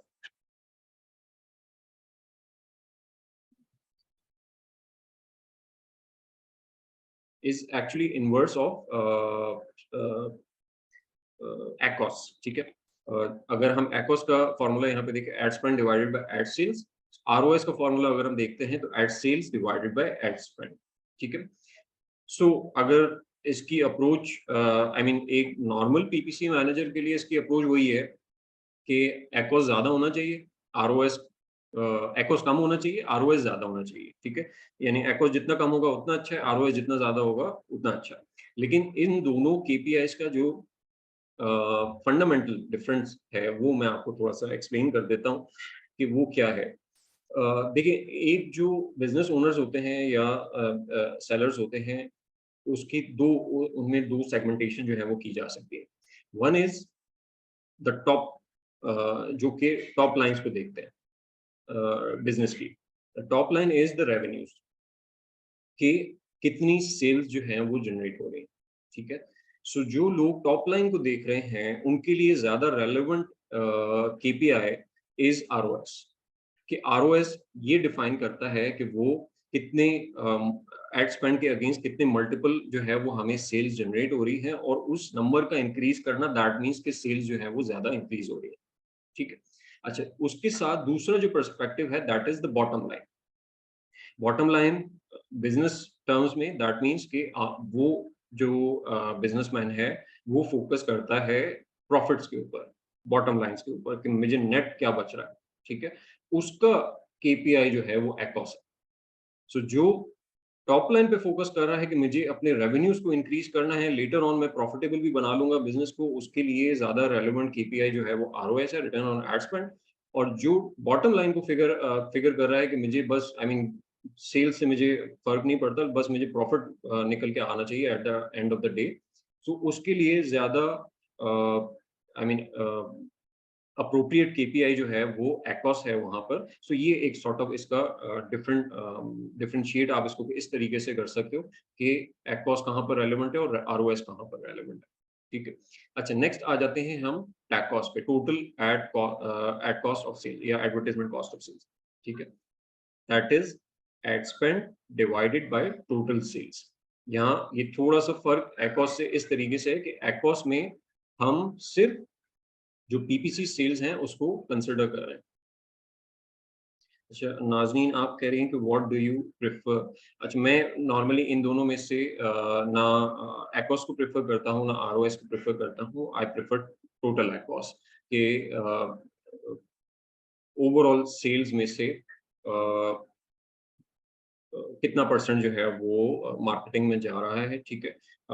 सो जो टैकोस है वहां पर सॉर्ट ऑफ हम ओवरऑल सेल्स को टारगेट कर रहे हैं। और ऑब्वियसली अगर एक एडवर्टाइजमेंट परस्पेक्टिव से देखें कि जो हमने इनिशियली बात की कि ब्रांड जो है जो अवेयरनेस कैंपेन सेटअप करती हैं जहां पर उनको सेल्स जो है वो जनरेट नहीं होती है, राइट। जैसे होर्डिंग्स में हो गया, जैसे किसी मस्जिद के बाहर जो है वो ब्रोशर्स लीवलेट जो है वो बांट रहे हैं, वो मस्जिद से बाहर किसी ने थोड़ी कोई परचेज करना है उसको जाके, बट सॉर्ट ऑफ एक अवेयरनेस जो है वो कैंपेन बिल्डअप हो रही है, जिसके अगेंस्ट दैट मीन्स के अवेयरनेस के अगेंस्ट हमें कोई रिटर्न, डायरेक्ट रिटर्न जो है वो हमें उस एक्सपेंस के अगेंस्ट कोई डायरेक्ट रिटर्न जो है वो नहीं मिलेगा। सो यहाँ पर कोशिश मेरी अप्रोच ये होती है पर्सनली कि जितना भी हम कैंपेन्स रन कर रहे हैं उसमें मल्टीपल ऑब्जेक्टिव्स हैं, उसमें अवेयरनेस कैंपेन्स भी हैं, उसमें रैंकिंग भी है, उसमें कन्वर्जन कैंपेन्स भी हैं, ठीक है। सो वहाँ पर उस स्पेंड के अगेंस्ट ओवरऑल सेल्स में कितनी जनरेट कर पा रहा हूँ, ओवरऑल रेवेन्यूज में मैं कितना बूस्टअप लेके आ पा रहा हूँ, ठीक है। क्योंकि अगर हम थोड़ा सा इस चीज को फिगर आउट करें तो ये सारी चीजें यानी ऑर्गेनिक सेल्स भी कनेक्टेड हैं पीपीसी की सेल्स से, और ये आई मीन ये बात मैं हमेशा से कहता हुआ आ रहा हूँ कि जब आप पीपीसी रन करते हो और किसी पर्टिकुलर कीवर्ड पे ऑर्डर्स जनरेट करते हैं, तो आपके रैंक्स इंप्रूव होना स्टार्ट होते हैं, ऑर्गेनिक रैंक्स इंप्रूव होते हैं, तो आपकी ऑर्गेनिक सेल्स इंप्रूव होती हैं, ठीक है? ऑर्गेनिक सेल्स इंप्रूव होती हैं, तो दैट मीन्स कि आपकी जो रेवेन्यूज़ हैं, ओवरऑल प्रॉफिटेबिलिटी जो है, वो उसके ऊपर एक पॉजिटिव इम्पैक्ट जो है, वो आ रहा है। लेकिन जब आपकी बात आती है कि परफॉर्म एक पीपीसी मैनेजर की परफॉर्मेंस को जज करने की, ये कैंपेन मैनेजर की परफॉर्मेंस को जज करने की, तो उसमें से आप वो ऑर्गेनिक सेल्स वाला एलिमेंट जो है वो निकाल देते हो और सिर्फ पीपीसी की से जो सेल्स आई हैं उसको सॉर्ट ऑफ आप एनालाइज कर रहे हैं और उसकी बेसिस पे उसकी परफॉर्मेंस को जज कर रहे हैं। सो वहाँ पर वो सॉर्ट ऑफ एक अनफेयर ट्रीटमेंट हो जाता है मेरी नज़र में कि उसको उसका फेयर ट्रीटमेंट ये है क्योंकि अगर मैं मतलब आपने ये भी सुना होगा कि आई मीन ऐसे भी सेलर्स हैं कि जो पीपीसी को एज एन एक्सपेंस ऑब्वियसली ज़्यादातर एक्सपेंस ही कंसिडर करते हैं। तो जब वो एक्सपेंस की बात करते हैं तो वो कोशिश करते हैं कि जब ऑर्गेनिक सेल्स एस्टेब्लिश हो गई हैं, तो अब मैं पीपीसी स्पेंड जो है वो कम करना स्टार्ट कर देता हूँ। इवेंचुअली जब आप पीपीसी स्पेंड कम करना स्टार्ट करते हो, तो रिमेंबर कि जो आपके रैंक्स हैं, वो इम्प्रूव हो रहे हैं आपके टोटल ऑर्डर की बेसिस के ऊपर। यानी एक पर्टिकुलर कीवर्ड के ऊपर जो ऑर्गेनिक सेल्स आ रही है और जो पीपीसी के थ्रू उसी पर्टिकुलर कीवर्ड के ऊपर सेल्स आ रही है, उन टोटल ऑर्डर की बेसिस पे आपके रैंक्स इंप्रूव हो रहे हैं। अब आपने पीपीसी जो है वो बंद कर दी और आपकी जो जितनी भी सेल्स हैं वो टोटली रिलाय कर रही हैं आपकी ऑर्गेनिक प्लेसमेंट के ऊपर, आपकी सेल्स ड्रॉप होना स्टार्ट हुई। जब आपकी सेल्स ड्रॉप होना स्टार्ट होती है, आपके रैंक्स ड्रॉप करना स्टार्ट होंगे, ठीक है?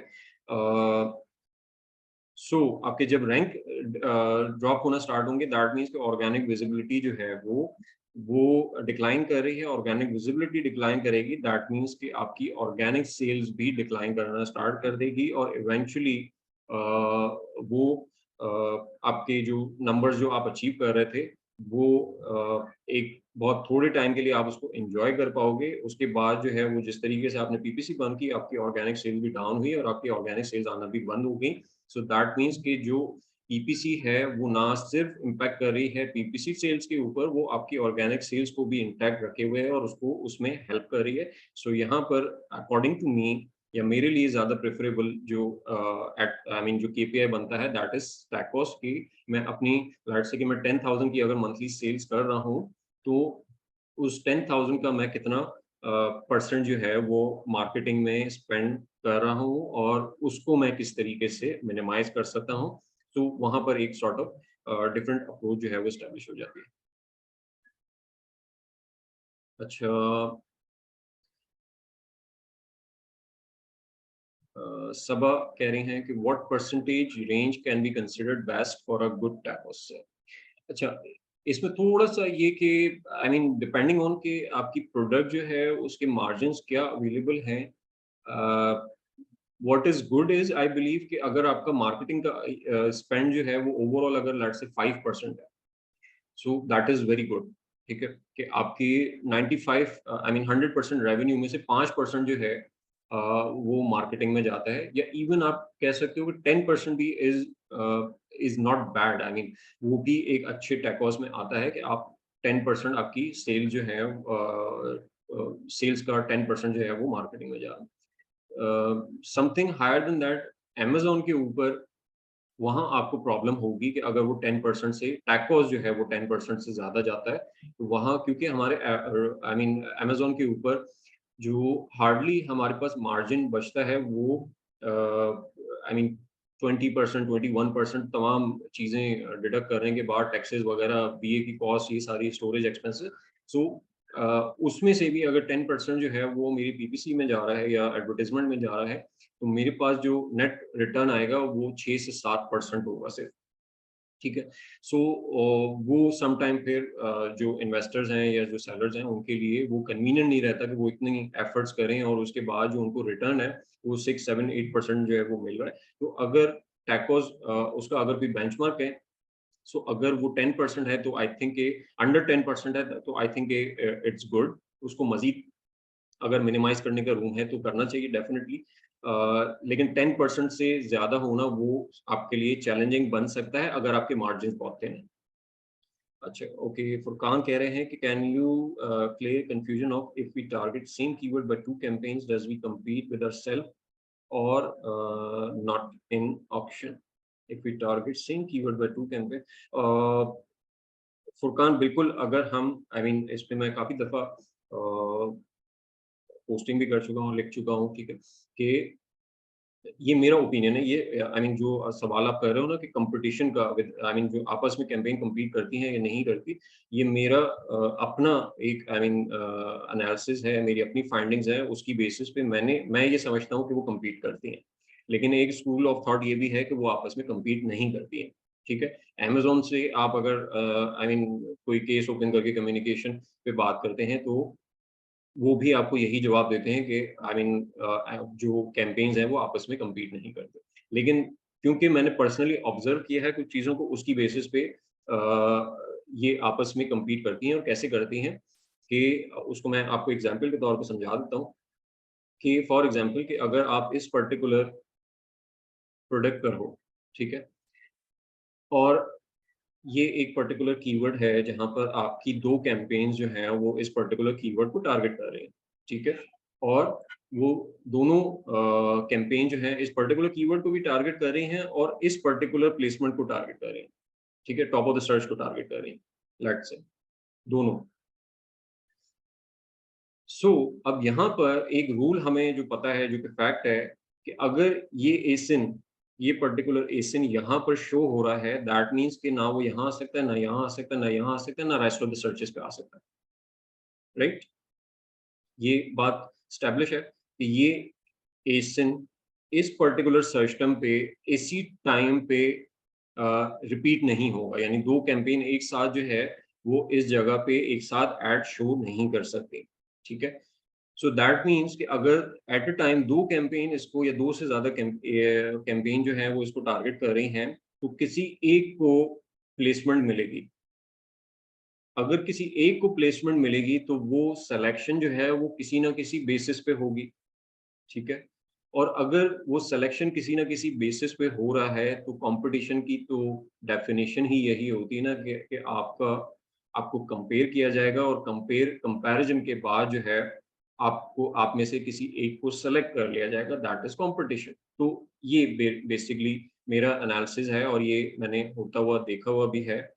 सो मेरा अपना पर्सपेक्टिव है कि कैंपेन्स जो है वो आपस में compete करती हैं। अगर आप सेम कीवर्ड को टारगेट कर रहे हो, सेम प्लेसमेंट को टारगेट कर रहे हो and within the same time वो दोनों एक ही जगह पर टारगेट हो रही हैं, सो वहाँ पर कॉम्पिटिशन आता है। अच्छा, okay, Nazmeen, okay. If ACOS is lower than our margin, if ACOS is lower than our profit margins, can we consider ourselves in profit? अच्छा, ACOS अगर आपका प्रॉफिट मार्जिन से कम है, ठीक है?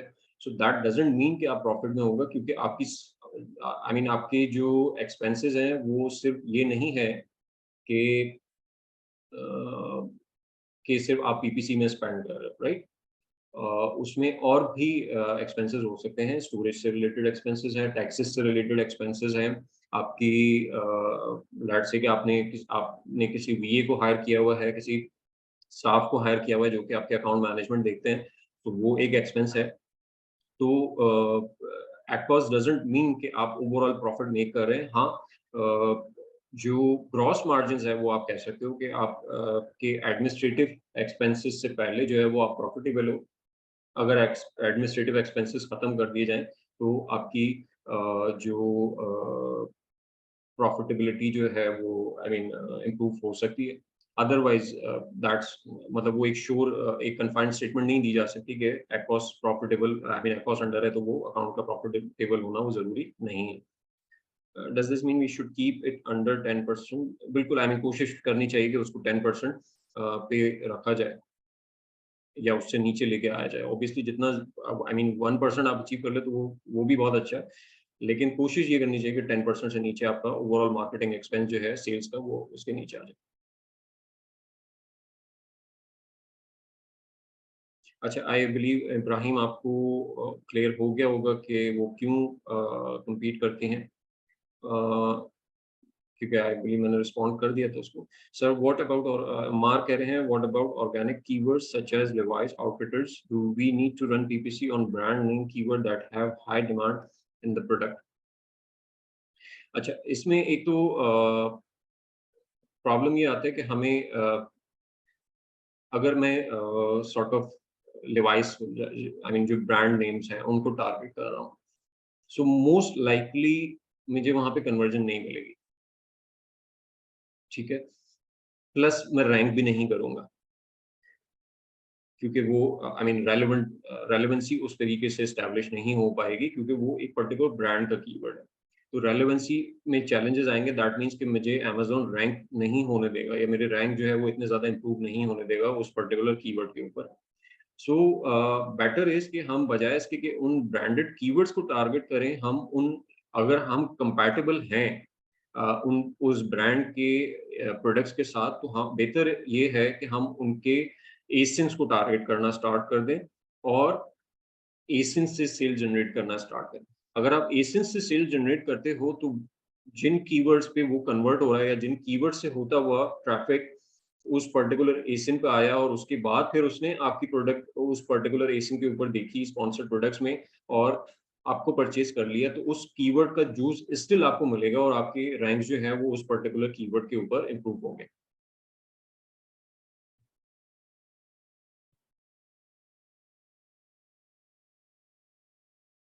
सीपीसी सब पे इक्वल होगी, नहीं, सीपीसी इक्वल नहीं होती है। वो different, I mean time to time, keyword to keyword जो है वो वेरी करती रहती है। ASIN work best in my case, I think decision of purchase are made on this, ठीक है? ऑलराइट। सो जो मेन केपीआई था वो हमने डिस्कस किया कि टैकवॉल जो है वो एक आई थिंक ज़्यादा कंपैरेटिवली एक बेहतर केपीआई है, ठीक है? जी हसन, आप सवाल करना सर चाहते हैं? मैंने जी सर मैंने एक बात कहनी थी जी, जी। कि सर मुझे फील हो रहा है कि सर बार बार क्वेश्चन आने से ना हम लोग अपने टॉपिक से डिट्रैक हो रहे हैं।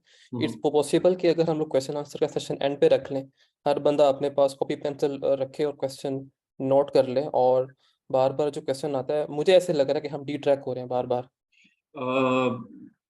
एक्चुअली हसन, मैं आई मीन सवाल करने से किसी को नहीं रोकता, और बेहतर है कि वो, लेट्स से कि अगर मैं सीटीआर को डिस्कस कर रहा हूँ, तो अगर उनके ज़हन में सीटीआर से रिलेटेड कोई क्वेश्चन है, तो वो with in that topic cover up हो जाता है, तो वो ज़्यादा बेहतर होता है, रादर देन कि मैं ट्रैक कॉस्ट पे आने के बाद वो उस क्वेश्चन को कैटर करूँ। सो उसमें कोई इश्यू नहीं है। और ठीक है सर, ठीक है। अगर इसमें अगर मुझे टाइम ज़्यादा भी लगता है, लेट्स से कि हमारी जो टाइम ड्यूरेशन है वो 2 आवर्स की है, लेकिन अगर वो टाइम ज़्यादा भी ले लेता है, तो दैट डज़न्ट, आई मीन मुझे उसमें मसला नहीं है, मैं टाइम ज़्यादा दे दूँगा। इसी वजह से मैं रिपीटेडली क्वेश्चंस को आंसर कर रहा हूँ, ताकि हर एक की कन्फ्यूजन जो है वो दूर हो जाए, और वो हमारे साथ हम सब एक ही फ्रीक्वेंसी पे जो है वो चल रहे हों। Thank you sir, thank you. अच्छा, लास्टली आई मीन जो केपीआई हमारे पास मेंशन है, that is the conversion rate, and conversion rate is order divided by clicks, कि हमें जो यहाँ पर लेट्स से कि ऑर्डर्स आ रहे हैं, वो कितने क्लिक्स के अगेंस्ट आए हैं, सो वो डिफाइन कर देता है हमारे कन्वर्जन रेट्स को। लेट्स से कि मैं यहाँ पर सिस्टम से जाके,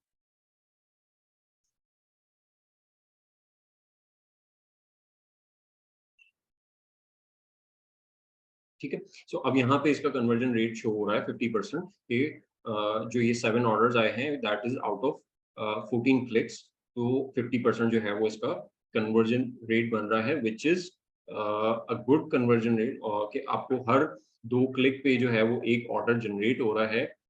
सो अ, यहाँ पर एक चीज़ जो आई मीन वन्स हमारे कन्वर्जन रेट जो है वो इम्प्रूव होना स्टार्ट हो जाते हैं, ठीक है? दैट्स वेयर ए वहाँ एक्चुअली टाइम आता है अपनी पीपीसी को एक्सपेंड करने का, ठीक है?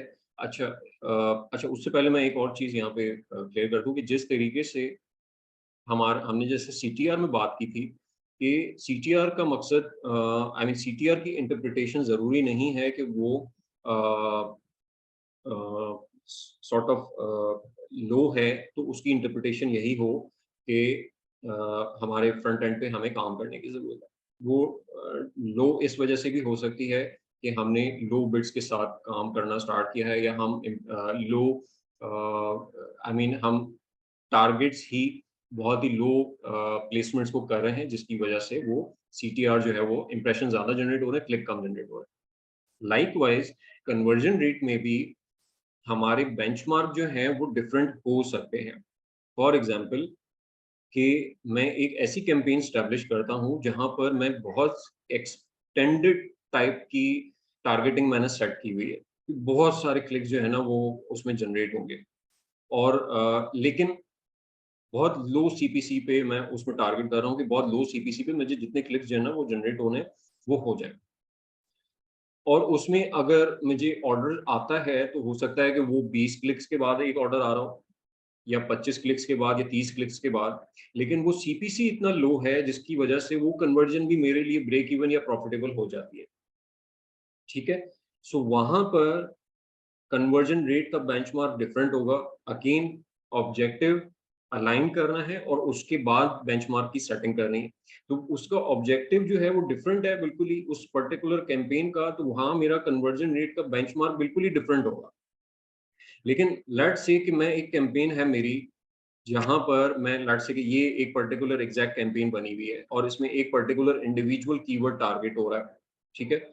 और इसमें भी इसकी जो प्लेसमेंट हमने देखी थी, तो वो टॉप ऑफ द सर्च की तरफ टारगेट हो रहा है। दैट मीन्स कि हमने विजिबिलिटी भी इंश्योर की हुई है, हमने टॉप प्लेसमेंट ऑक्यूपाई की हुई है, ठीक है? हम एग्जैक्ट में टारगेट कर रहे हैं कि हमें इसी पर्टिकुलर कीवर्ड से जो है वो कन्वर्जेंस चाहिए, ठीक है? सो और ये रेलेवेंट भी है, इसी वजह से ऑब्वियसली हम एग्जैक्ट में टारगेट कर रहे हैं। सो यहाँ पर मेरे कन्वर्जन के बेंचमार्क जो हैं वो डिफरेंट होंगे। क्यों? क्योंकि कीवर्ड रेलेवेंट है, विजिबिलिटी हाई है। अगर यहाँ पर कन्वर्जन नहीं आ रही है दैट मीन्स कि मेरी ऑफर में मसला है, मेरी प्रोडक्ट में मसला है, मेरी प्रोडक्ट या ऑफर जो है वो मार्केट कम्पैटिटिव नहीं है, ठीक है? या वो एक एप्रोप्रिएट सॉल्यूशन नहीं है मेरे बायर्स के लिए। क्यों? क्योंकि बाकी सारे जो लवाज़मात हैं वो तो पूरे हैं कि विजिबिलिटी भी आ रही है, रेलेवेंसी भी आ रही है, ठीक है? सो अगर उसके बावजूद कन्वर्जन नहीं आ रही दैट मीन्स कि मेरी ऑफर जो है वो वायबल नहीं है और वो कंपैटिटिव नहीं है, तो मुझे अपनी ऑफर को एनालाइज़ करना चाहिए और उसके ऊपर काम करना चाहिए, राइट? अच्छा, इसके अलावा जो एक जो यहाँ पर मेंशन नहीं है, मैं ऐड कर दूँगा इस स्लाइड में, that is the CPA which is acquisition cost of acquisition पर ऑर्डर जो आती है कि हमें एक ऑर्डर अचीव करने के लिए कितना अमाउंट जो है वो पीपीसी में स्पेंड करना पड़ता है। अगर मैं यहाँ पे लिख दूँ,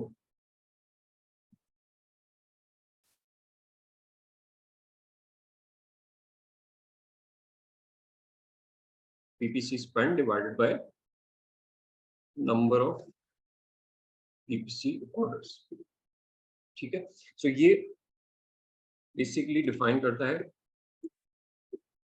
कॉस्ट पर एक्विजिशन।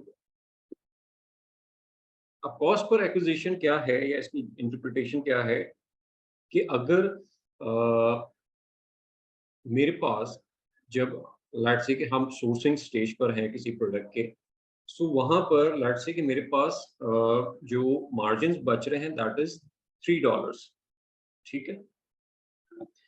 कि मुझे लेट्स से मैं $9 की या $6 की जो है वो प्रोडक्ट बेच रहा हूँ और उसमें से मेरा मार्जिन जो है वो $3 है, मुझे 50% का प्रॉफिट मार्जिन है, ठीक है? So that $3 that margin is my allowable CPA, कि वो प्रोडक्ट मुझे अलाउ करती है कि मैं $3 तक स्पेंड कर सकता हूँ मार्केटिंग में एक ऑर्डर को अक्वायर करने के लिए या एक ऑर्डर की एक्विजिशन करने के लिए मैं $3 तक स्पेंड कर सकता हूँ। जहाँ मैं $3 से ज़्यादा स्पेंड करूँगा तो वो ओवरऑल मेरी सेल्स जो है वो एक यूनिट जो है वो मेरी सेल जो है वो लॉस में जाएगी, ठीक है। सो यहाँ पर जो सीपीए की यूटिलिटी है वो एक तो मार्जिन्स के तौर पे कि अगर लेट्स से कि किसी पर्टिकुलर प्रोडक्ट में अलाउएबल सीपीए ही मेरा $1 है, ठीक है, और मैं रिसर्च से ये चेकआउट करता हूँ कि उसका सीपीसी जो है उस पर्टिकुलर निश में that is may be 50 cents, और मेरा अलाउएबल सीपीए जो है वो $1 है। दैट मीन्स कि मुझे हर 2 क्लिक पे एक ऑर्डर चाहिए अगर तो मुझे उसको प्रॉफिटेबल बनाना है, ठीक है। सो दैट इज एक तो वो लॉन्च के टाइम पे थोड़ा सा थोड़ा क्या वो बल्कि बहुत ज्यादा चैलेंजिंग है कि हर 2 क्लिक पे एक ऑर्डर जनरेट होना, ठीक है। सेकेंडली कि अगर मैं कन्वर्जन रेट इम्प्रूव भी कर लेता हूँ अपने, कि चलो लॉन्च में नहीं, हम लॉन्च में टारगेट नहीं कर रहे, लेकिन अगर मैं कन्वर्जन रेट इम्प्रूव भी कर लेता हूँ, लेकिन तो क्या उस वक्त भी मुझे 50% कन्वर्जन रेट अचीव हो पाएगा? क्या ऐसा पॉसिबिलिटी है? सो यहाँ पर वो चीज़ मुझे डिफाइन करती है कि भाई मेरे पास पीपीसी में यानी वो मार्जिन और मेरा कंपैरिजन विद द सीपीसी वो मुझे डिफाइन कर रहा है कि मेरे पास उस पर्टिकुलर प्रोडक्ट में इनफ मार्जिन जो है वो नहीं है to spend on PPC even in the later time, जहाँ पर वो प्रोडक्ट जो है वो रैंक भी हो गया, वो प्रोडक्ट उसका सोशल प्रूफ भी एस्टैब्लिश हो गया, उसके कन्वर्जन रेट भी इम्प्रूव हो गए, लेकिन स्टिल जो कन्वर्जन रेट वो मार्जिन डिमांड कर रहा है वो अचीव करना जो है वो पॉसिबल नहीं होगा। तो वहाँ पर या तो हमें कोशिश करनी चाहिए कि हम मार्जिन्स के ऊपर काम करें ताकि हमें ज़्यादा स्पेस मिल सके, ज़्यादा कॉस्ट पर अलाउएबल सीपीए जो है वो मिल सके, या फिर हमारा फोकस जो है वो फिर हमें उसका सॉल्यूशन ये होगा कि उस पर्टिकुलर प्रोडक्ट पे हमारा जो ऑर्गेनिक और पीपीसी का रेशो है वो उसमें ऑर्गेनिक जो है वो 80-90% होना चाहिए, तो हम मे बी प्रॉफिट बना तब हम इस पोजीशन में होंगे कि हम एक डिसेंट प्रॉफिट वहां से निकाल सक रहे होंगे। अदरवाइज अगर वो 60-40 या 70-30 का रेशो है तो दैट मीन्स कि वो पॉसिबली हो सकता है कि उस पे मेरे लिए प्रॉफिट जनरेट करना वो एक चैलेंजिंग सिचुएशन जो है वो वहाँ पे स्टैब्लिश हो जाएगी।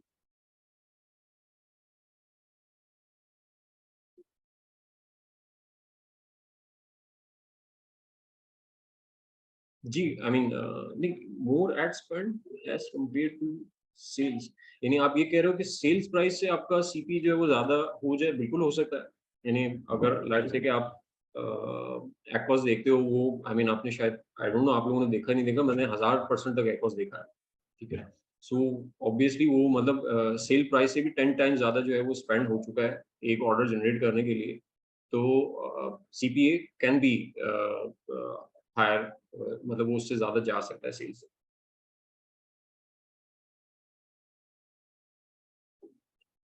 ओके, सो ये बेसिकली हमारे कुछ केपीआईज़ थे जिनको हमने डिस्कस किया है, एंड थोड़ा-सा मुझे एडवर्टाइज़मेंट फ़नल को यहाँ पे आई बिलीव अगर किसी को सवाल है तो वो कर सकता है, वरना हम थोड़ा-सा एडवर्टाइजिंग फ़नल को डिस्कस कर लेते हैं, एंड किस तरीके से हमने मार्केटिंग को की जो फाउंडेशंस हैं वो समझ। G sub CBR is conversion rate as equivalent to CR. So how much time we need to get less than 10% echoes for a new account? ठीक है। अच्छा, साथ में नॉर्मली मैं बेंचमार्क इस तरीके से सेट नहीं करता कि क्योंकि उसका ना प्रैक्टिस बहुत गलत की जाती है।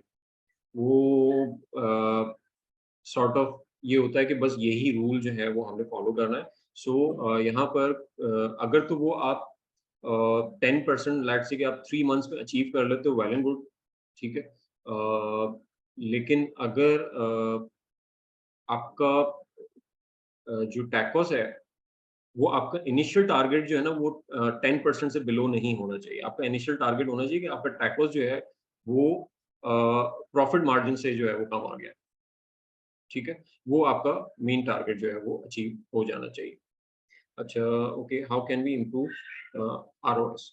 फुरकान, आरओएस इम्प्रूव करने के लिए दैट मीन्स कि अगर आप सेल्स के ऊपर काम कर रहे हो तो ऑब्वियसली आपकी ऑफर्स जो हैं वो एक्यूरेट होनी चाहिए, according to the buyer requirement होनी चाहिए हमेशा। I mean PPC is all about कि आपने बायर की रिक्वायरमेंट जो है वो फुलफिल की है या नहीं किया, ठीक है। दैट इज हाउ यू, मतलब कोई भी सेल्स करना ना, वो बायर के पर्सपेक्टिव से उसको एनालाइज करना चाहिए कि बायर को आप सोल्यूशन क्या दे रहे हो, ठीक है। सो वो एक इम्पॉर्टेंट बल्कि एक मेजर रोल प्ले करता है आरओएस को इंक्रीज करने में, या हमारी सेल्स को और हमारी प्रॉफिटेबिलिटी को इंक्रीज करने में, कि हमने बायर को कितना कन्वीनियंट सोल्यूशन दिया है कंपेयर टू अदर सेलर्स। सो थोड़ा सा हम एडवर्टाइजिंग फनल की तरफ आ जाते हैं। अच्छा, अब एडवर्टाइजिंग में ना एक सॉर्ट ऑफ एक बायर जो है, अभी मैं, अच्छा अब मैं थोड़ा सा सवाल नहीं देख रहा हूँ क्योंकि मैं चाह रहा हूँ कि मैं इस टॉपिक को कवर अप कर लूँ। उसको हम आई मीन बाद में भी थोड़ा सा डिस्कस कर सकते हैं। अच्छा, एडवर्टाइजिंग फनल जो है, अगर advertising funnel is something about the journey of a buyer from searching a product to actually purchasing it, ठीक है। सो उसमें जो सबसे पहला सेक्शन है दैट इज अवेयरनेस।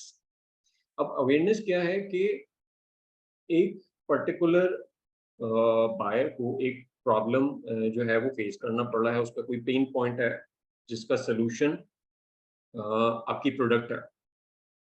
तो वहां पर जब तक वो आपकी प्रोडक्ट को जानता नहीं है, ऑब्वियसली वो आपकी प्रोडक्ट के परचेजिंग की तरफ या कन्वर्जन की तरफ जो है वो डायरेक्ट नहीं होगा। सो दैट मीन्स कि मेरा जो फर्स्ट चीज एड्रेस करने की जरूरत है, वो तो उस एरिया को कवर अप करने की जरूरत है कि उसे एक्चुअली इस चीज का पता हो कि जो पेन पॉइंट उसका है, लाट से कि वो उसकी नीड जो है वो कुछ किसी पार्टी या किसी इवेंट पे जाने की है, and he is looking for some fashion brands. तो अगर उसे मेरे ब्रांड का पता नहीं है, तो दैट मीन्स कि वो मेरी तरफ वो ट्रैफिक जो है वो डाइवर्ट नहीं होगा।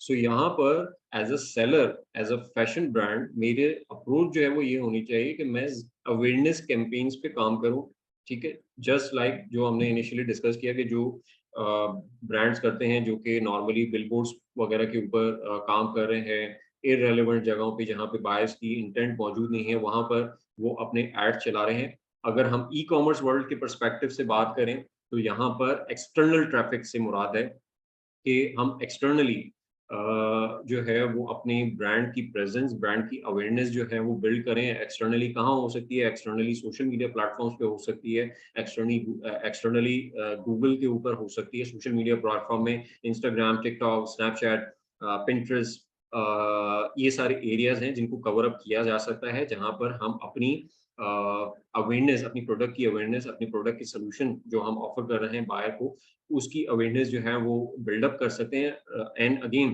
कि सोशल मीडिया प्लेटफॉर्म या गूगल, इन एरियाज में बायर की इंटेंट नहीं है। हम फेसबुक पे कोई ऐड देखते हैं, हमारी कोई इंटेंट नहीं होती उस पर्टिकुलर शू ब्रांड को बाय करने की या उस परफ्यूम को बाय करने की। हम आई मीन हम में से मोस्टली जो है वो उसको स्क्रॉल डाउन या स्क्रॉल अप कर देते हैं। लेकिन समवेयर अराउंड हमारी एक सॉर्ट ऑफ एक अवेयरनेस ये डेवलप हो जाती है कि वो नाम जो है वो रिपीटेटिवली देखने के बाद हमें वो नाम याद रह जाता है, ठीक है।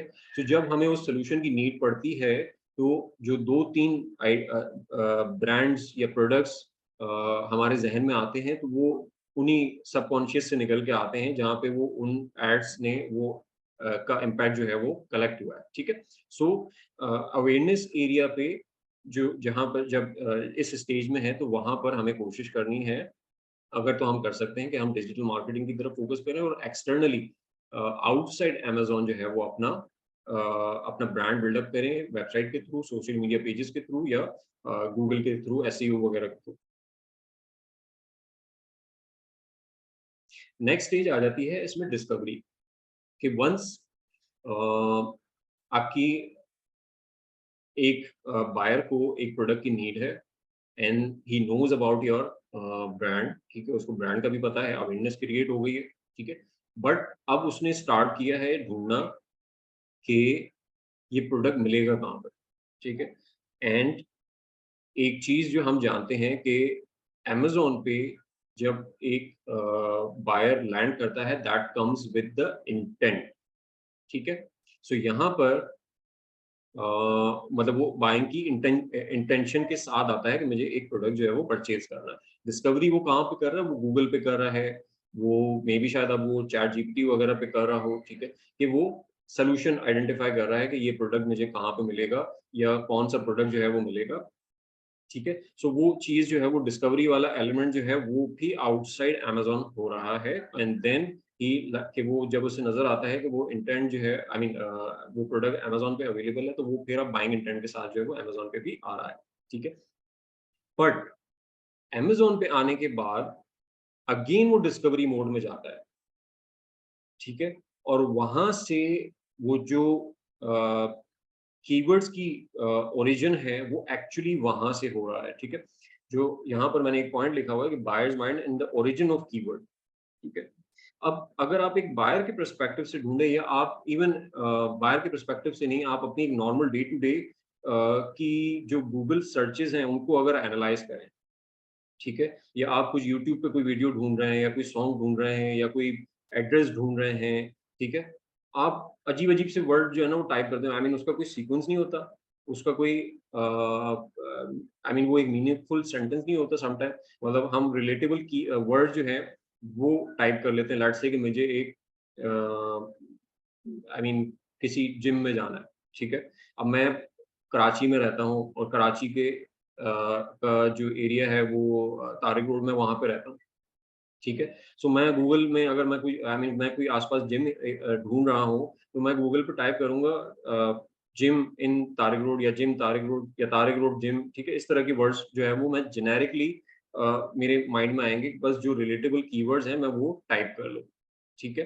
और जितना कम वर्ड्स का यूसेज होगा उतना ज़्यादा आई मीन ये पॉसिबिलिटी है या उसकी प्रोबेबिलिटी है कि अगर मैं हम ऑलमोस्ट कोई यहाँ पे पार्टिसिपेंट 27 पार्टिसिपेंट्स हैं इस सेशन में, तो अगर मैं यही चीज़ कि आपने तारिक रोड में एक जिम फाइंड आउट करना है और आपकी जो कीवर्ड की लेंथ है वो 2 या 3 वर्ड्स हो, तो ज़्यादा चांसेस हैं कि हम सब ने एक ही तरह का कीवर्ड जो है वो टाइप किया हो, ठीक है? यानी हमारे कीवर्ड जो हैं, हमारी सर्च जो है वो सिमिलर हो।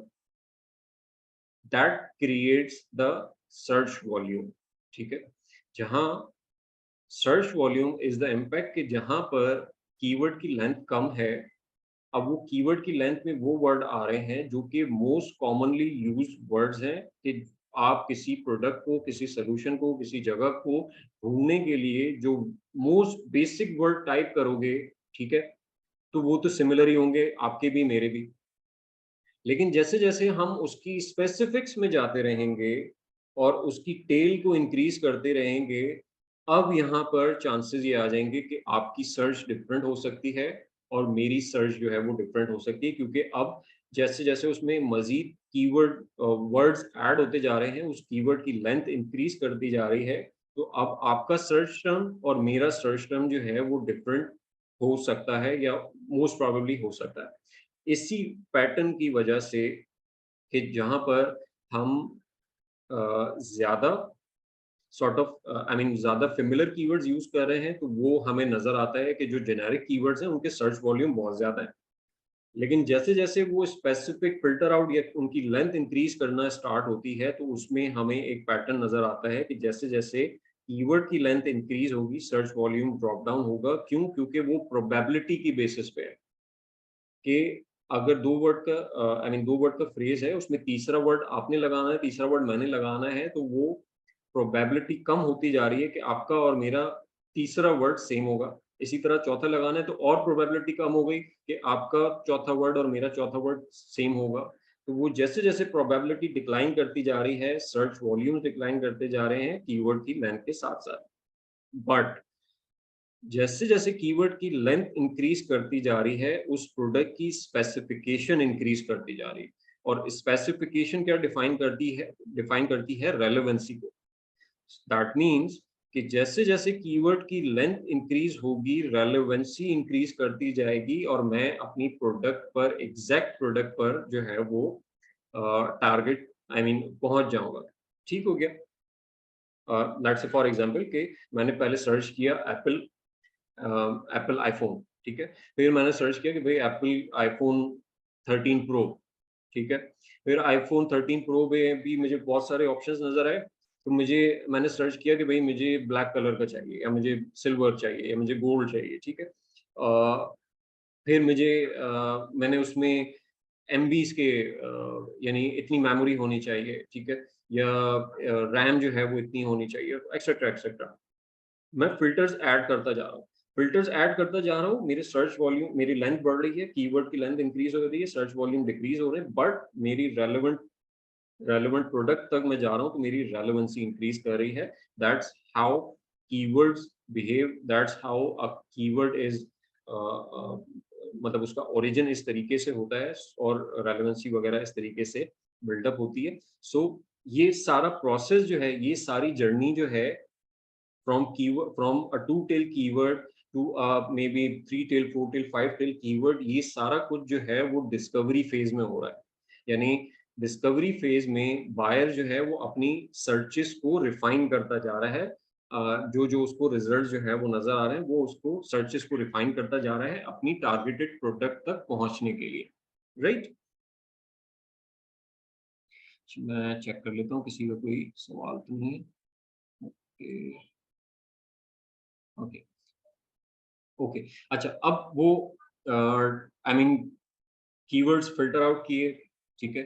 सो अच्छा, डिस्कवरी के पर्सपेक्टिव से हमारी जो कैंपेन्स जहाँ पर आई मीन अगर हम पीपीसी पर्सपेक्टिव से देखें, तो डिस्कवरी में अगर जो हमने buying analysis I mean buying pattern को समझा है, तो वहाँ पर हमारी कोशिश ये होनी चाहिए कि अगर डिस्कवरी फेज से, यानी जो अमेज़न पे जो डिस्कवरी हो रही है, उसको हमने टैकल करना है, तो हमें कीवर्ड्स का जो पूरा वेब है ना, अपनी प्रोडक्ट से रिलेटेड कीवर्ड्स का, उसको ऑक्यूपाई करना होगा और उसको टारगेट करना होगा।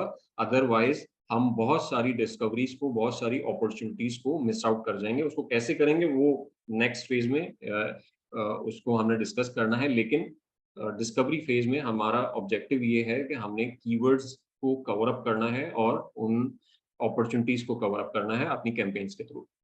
अच्छा, इंटेंट पे आ जाते हैं, analysing the offer and options. अच्छा, इंटेंट वाला पार्ट जो है ना, वो that is something relates to कि जहाँ पर बायर जो है वो हमारी ऑफर को दूसरे कंपैटिटर्स की ऑफर से कंपेयर कर रहा है, ठीक है। तो यहाँ पर पीपीसी से ज्यादा जो चीज आई मीन मैटर करती है, वो करती है हमारी रिटेल रेडीनेस,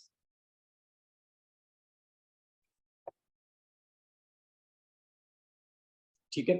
कि रिटेल रेडीनेस में हमारे कंटेंट आ गया, हमारी इमेजेस आ गई, हमारे सोशल प्रूफ आ गया, सही है। सो दैट इज समथिंग कि जहां पर बायर डिस्कवर करता हुआ हमारे प्रोडक्ट पेज पे लैंड कर चुका है, तो अब प्रोडक्ट पेज पे जो चीज़ें अवेलेबल हैं, उस चीज़ को वो एनालाइज़ कर रहा है और उस चीज़ के बेसिस पे डिसीजन ले रहा है। सो वहाँ पर हमें कोशिश करनी चाहिए कि हम हमारा रिटेल रेडीनेस वाला पार्ट है, यहाँ पे आई मीन यहाँ पे पीपीसी का इतना रोल प्ले नहीं है। यहाँ पर हमारी रिटेल रेडीनेस का ज़्यादा रोल प्ले है। Even in the repute section, कि जहाँ पर हमारी रेपुटेशन मैटर करती है एक बायर को कन्विंस करने के लिए। उसमें हमारी रेटिंग्स क्या है, हमारा सोशल प्रूफ क्या है, इन एरियाज़ को हमें फिक्स करने की ज़रूरत है कि हमारी क्वालिटी जो है वो इतनी अच्छी होनी चाहिए कि हमें अच्छे अच्छे जो रिव्यूज़ मिल रहे हों, अच्छी रेटिंग्स मिल रही हों। और अगर हमारी रेटिंग्स पुअर हैं, तो हम पीपीसी के थ्रू कुछ नहीं कर सकते उसका। हमें एक्चुअली अपनी क्वालिटी के ऊपर काम करना होगा, अपनी प्रोडक्ट की क्वालिटी के ऊपर काम करना होगा और उस रेटिंग को इन अ लॉन्ग रन इम्प्रूव बनाना होगा। शॉर्ट टर्म में हम रिव्यूज़ लेके आई मीन एफएनएफ रिव्यूज़ लाके या कुछ और रिव्यूज़ तरीकों से रिव्यूज़ लाके हम अपनी रेटिंग को इम्प्रूव तो कर लेंगे, लेकिन वो लॉन्ग टर्म नहीं है। लॉन्ग टर्म ये है कि हम एक्चुअली अपनी प्रोडक्ट को उसकी क्वालिटी को इम्प्रूव करें, ताकि एक्चुअली ऑर्गेनिकली हमें अच्छे रिव्यूज़ जो हैं वो बिल्डअप हो और रेपुटेशन जो है ही देन कन्वर्ट करती है कन्वर्जन्स के ऊपर, यानी कन्वर्जन का रीज़न बनती है। वंस कन्वर्जन हो चुकी है, so as a being a PPC manager, वहाँ पर हमारे लिए एनालाइज़ करने की ज़रूरत है कि हमारे कन्वर्जन रेट्स क्या हैं, ठीक है? हमारी कन्वर्जन्स कहाँ पर हो रही हैं, किस प्राइस पर हो रही हैं, और किन अपॉर्चुनिटीज पे हो रही हैं, किस पे नहीं हो रही, ये सारे स्टैट्स जो कि एक पीपीसी ऑडिट में हम कवर अप करते हैं, उन अपॉर्चुनिटीज को एनालाइज करते हैं, फिर उससे हम डिटरमाइन करते हैं कहाँ पर हमें स्केल करने की ज़रूरत है, कहाँ पर हमें अपनी पीपीसी डिक्रीज़ करने की ज़रूरत है। तो उन तमाम एरियाज़ को हम कन्वर्जेंस के बाद जो है वो एनालाइज़ करते हैं और उसकी बेसिस पे अपनी एक्सपेंशन और मज़ीद अपॉर्चुनिटीज़ को, मज़ीद एरियाज़ को कवर अप करने की जो स्ट्रैटेजी है, वो उस कन्वर्जन की डेटाबेस की बेसिस पे बना रहे होते हैं।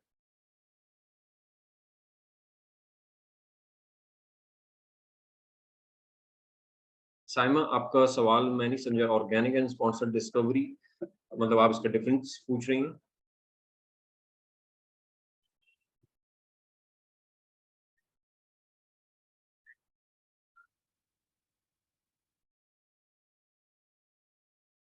जी, हसन, आपका सवाल?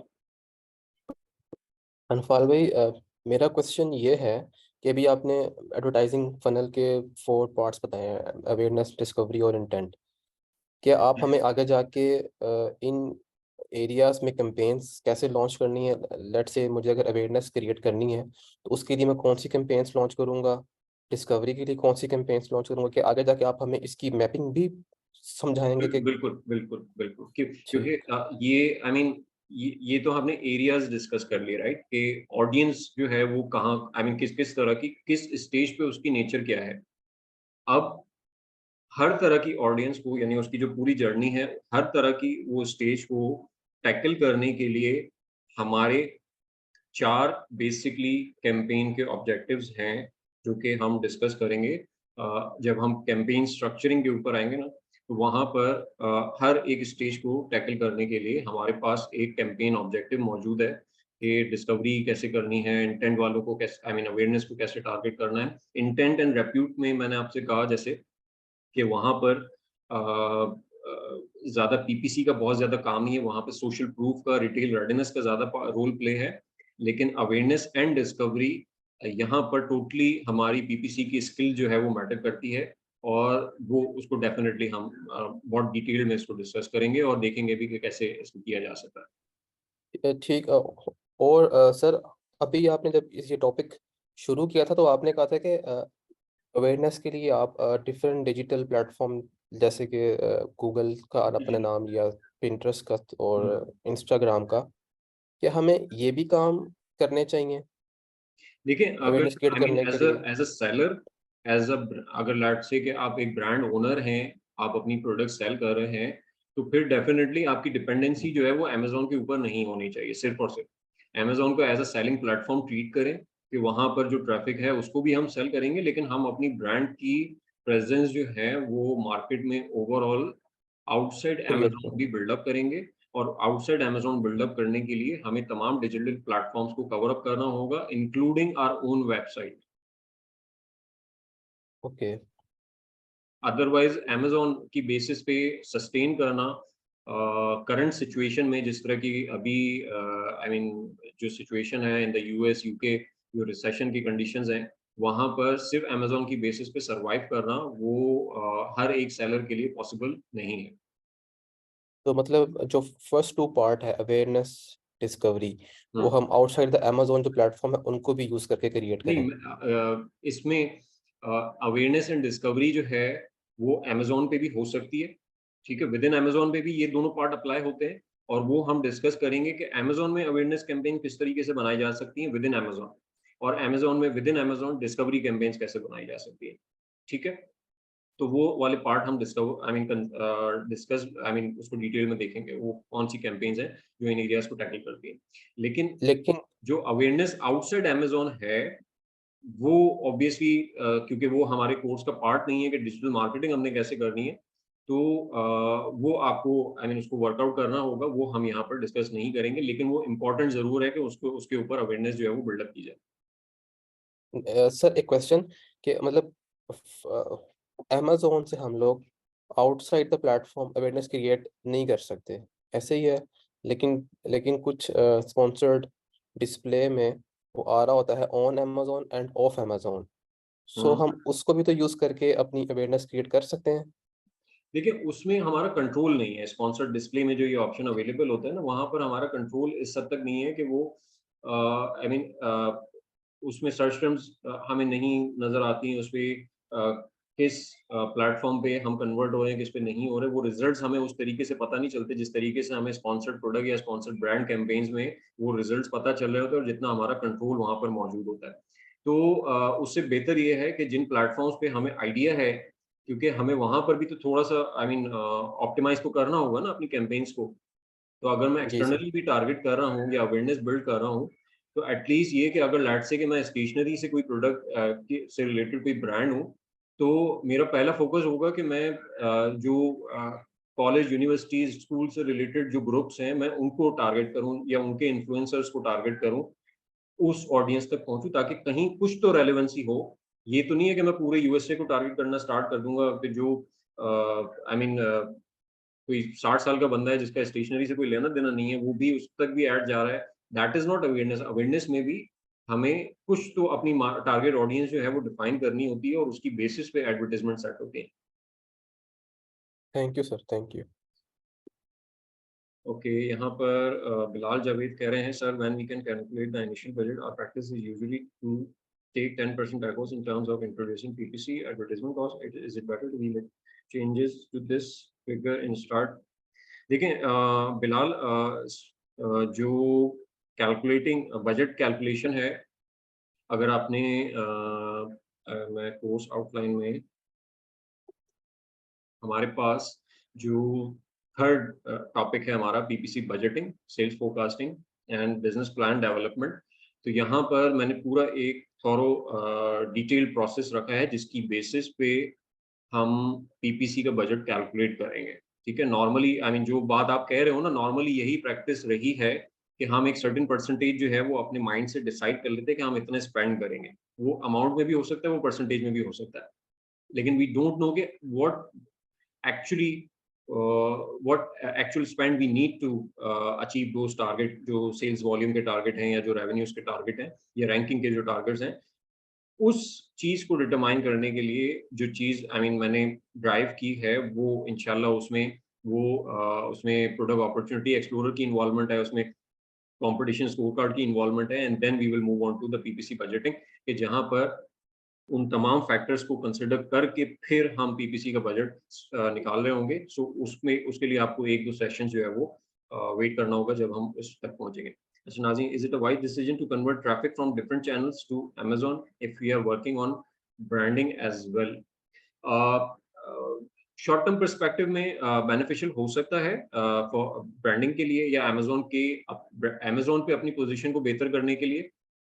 लेकिन इन अ लॉन्ग रन बेहतर ये है कि अगर हम अपनी सॉर्ट ऑफ वेबसाइट्स के ऊपर काम करें, वहाँ पे ट्रैफ़िक लेके जाएँ तो वो आई बिलीव कि वो ज़्यादा बेहतर होगा या उसे हम इनडायरेक्टली मूव ऑन करा दें कि पहले नॉर्मली जो जिस तरीके से किया जाता है काम कि आप पहले एक सोशल मीडिया प्लेटफ़ॉर्म से अपनी वेबसाइट पे ट्रैफ़िक लेके जाते हो और वेबसाइट पे आपने ऑप्शन दिया हुआ होता है कि बाय फ्रॉम अमेज़न, ठीक है? तो वो वेबसाइट के थ्रू आपके अमेज़न पेज पर जो है वो ट्रैफ़िक जो है वो पहुँच जाता है, जिसकी वज़ह से आपको अमेज़न पे भी किसी हद तक जो है वो बूस्ट मिल जाता है। लेकिन उससे फ़ायदा ये हो रहा है कि मेरे बायर को मेरी वेबसाइट भी पता चल गई है। अब जब मेरा एक इनफ ट्रैफ़िक जो है वेबसाइट पे बिल्ड हो गया है, तो मैं अब क्या कर सकता हूँ और मेरे पास एक sort of supply chain logistics भी मैंने मैनेज कर ली हैं, तो मैं अपनी वेबसाइट पे ही बाइंग ऑप्शन दे करके कि आप वेबसाइट से ही बाय कर लो और मैं खुद एफबीएम करना जो है वो स्टार्ट कर दूँ। सो वो एक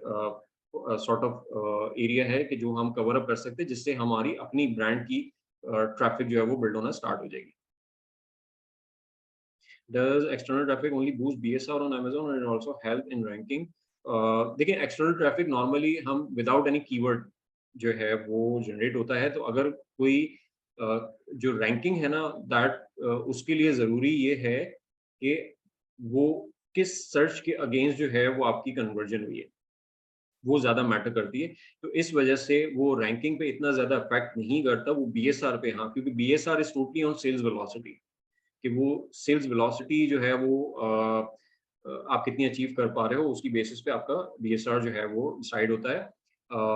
बट रैंकिंग जो है वो कीवर्ड के ऊपर रिलाई करती है, और अमेज़न ये देखता है कि किस कीवर्ड के ऊपर आई मीन सर्च हुआ और फिर कन्वर्ट हुआ, तो वो वाला पार्ट जो है वो उसमें पॉसिबल नहीं होता। दैट्स व्हाई वो रैंकिंग पे इतना अफेक्ट नहीं करेगा। हाँ, ये है कि अगर हम लेट्स से कि हम BSR को इतना इम्प्रूव कर लें कि वो हमें let's say best seller Baij मिल जाए, तो वो एक एज मिल जाता है हमें कि अब हम अपनी PPC को पुश करके उस बेस्ट सेलर बैच को कंप्लीटली कैपिटलाइज़ करें, उसकी विज़िबिलिटी जितनी इंक्रीज़ कर सकते हैं वो करें, जहाँ पर हम विज़िबल नहीं है वहाँ पर भी हम विज़िबिलिटी अपनी इंक्रीज़ करें और ज़्यादा से ज़्यादा सेल्स जनरेट करने की कोशिश करें, ताकि वो जो रैंकिंग वाला इम्पैक्ट है वो भी कवर अप कर पाएँ। ठीक है गाइस, आई थिंक कि हमने काफ़ी डिटेल में इसको डिस्कस कर लिया है। होपफुली जो टॉपिक्स कवर अप किए हैं, आई मीन उसके हवाले से काफ़ी हद तक क्लैरिटी जो है वो बिल्डअप हो गई होगी। नेक्स्ट इंशाल्लाह हम थर्सडे को मिल रहे हैं and we will discuss the retail readiness. उसमें हमने प्रोडक्ट अपॉर्चुनिटी को एक्सप्लोर करना है। रिटेल रेडीनेस बेसिकली क्या है, कैसे कनेक्टेड है हमारी PPC के साथ, वो पूरा रिलेशनशिप थोड़ा-सा समझेंगे and then we will look into कि हमारा कॉम्पिटिशन स्कोर कार्ड क्या है, कैसे वर्क करता है एंड किस तरीके से हम लिस्टिंग्स को आपस में कॉम्पिटिटर से कंपेयर कर सकते हैं, उनको एनालाइज कर सकते हैं। Right guys? सो इंशाल्लाह फिर थर्सडे को मिलते हैं। टिल देन अल्लाह हाफ़िज़ एंड थैंक यू। अस्सलाम वालेकुम सर। अच्छा, सॉरी सलमान, मैंने देखा नहीं। जी, जी प्लीज़। आपसे क्वेश्चन था कि आपने जिस तरह बताया कि अपनी वेबसाइट जो है ना वो एक्सटर्नल ट्रैफिक के लिए आपकी होनी चाहिए। एक तो उसका फ़ायदा है कि अगर बायर्स को उसकी अवेयरनेस हो जाएगी तो बाद में आप FBM मॉडल भी इस पर स्टार्ट कर सकते हैं। लेकिन अगर हम अपनी इनिशियल स्टेज पे वेबसाइट ना बनाएं और डायरेक्ट जो है वो ट्रैफिक जो है वो अपनी अमेज़ोन के पेज के ऊपर लैंड करें सोशल मीडिया प्लेटफॉर्म से, और उस सिनेरियो में अगर हमारी कन्वर्जन कम हो या ना हो, उससे क्या इफेक्ट पड़ता है हमारी रैंकिंग पे या BSR पे अमेज़ोन के ऊपर? देखिए, जो एक तो ये कि गूगल पे जो है ना वो आपको वेबसाइट तो लाज़मी है। अगर आप गूगल की बात करें ना, तो आप डायरेक्टली अमेज़न प्रोडक्ट पेज पे ट्रैफिक थ्रू नहीं कर सकते। सही। ठीक है?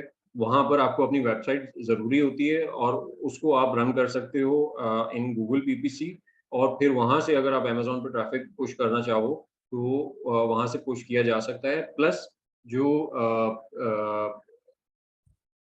जो हम दूसरे लिंक से भी जो ट्रैफ़िक भेजते हैं, वो भी वाया वेबसाइट भेजते हैं। उसकी रीज़न एक और ये भी होती है कि वो हम अमेज़न को दिखा रहे हैं कि हम अपना ट्रैफ़िक जो है वो आपको दे रहे हैं। यानी एक्चुअली वो हमारे ब्रांड का ट्रैफ़िक है, लेकिन वो हम आपको दे रहे हैं, जिसकी वजह से और वो हम लेट्स से कि वो स्टोर फ्रंट पे पुश करना हम स्टार्ट कर देते हैं, या नॉर्मली डायरेक्ट प्रोडक्ट पेजेस पे भी जाते हैं, लेकिन हम स्टोर फ्रंट को भी यूटिलाइज़ कर सकते हैं। सो वहाँ से कन्वर्जन आने पे हमारी जो आई मीन क्या कहते हैं, जो BSR वगैरह है उनकी हिस्ट्री में और कन्वर्जन हिस्ट्री में वो एक अच्छा बूस्ट अप मिलता है। सेकेंडली उसमें जो उसका अगर वो बाउंस रेट है वो ज़्यादा है, तो उसका कोई नेगेटिव इम्पैक्ट जो है वो नहीं जाता, क्योंकि अगर हम वो वेबसाइट वगैरह के थ्रू जा रहे हैं, तो आई बिलीव कि वेबसाइट के थ्रू करना इज़ बेटर, और वेबसाइट कोई इतना कोई बहुत ज़्यादा कॉस्टली एक्सपेंस भी नहीं है। आप इनिशियली एक बहुत बेसिक वेबसाइट बना के भी उसके थ्रू भी चीज़ें इनिशिएट कर सकते हैं। लेटर ऑन आप उसको अपडेट करते रहें बेशक, लेकिन वेबसाइट होना और आजकल की कंपैटिटिव मार्केट में अपनी ब्रांड प्रेजेंस होना आउटसाइड अमेज़न वो बहुत ज़्यादा इम्पोर्टेंट है। तो हमने सबको कैपिटलाइज़ करना है और सबको यूटिलाइज़ करना है। ठीक है sir, thank you so much. Thank you, thank you.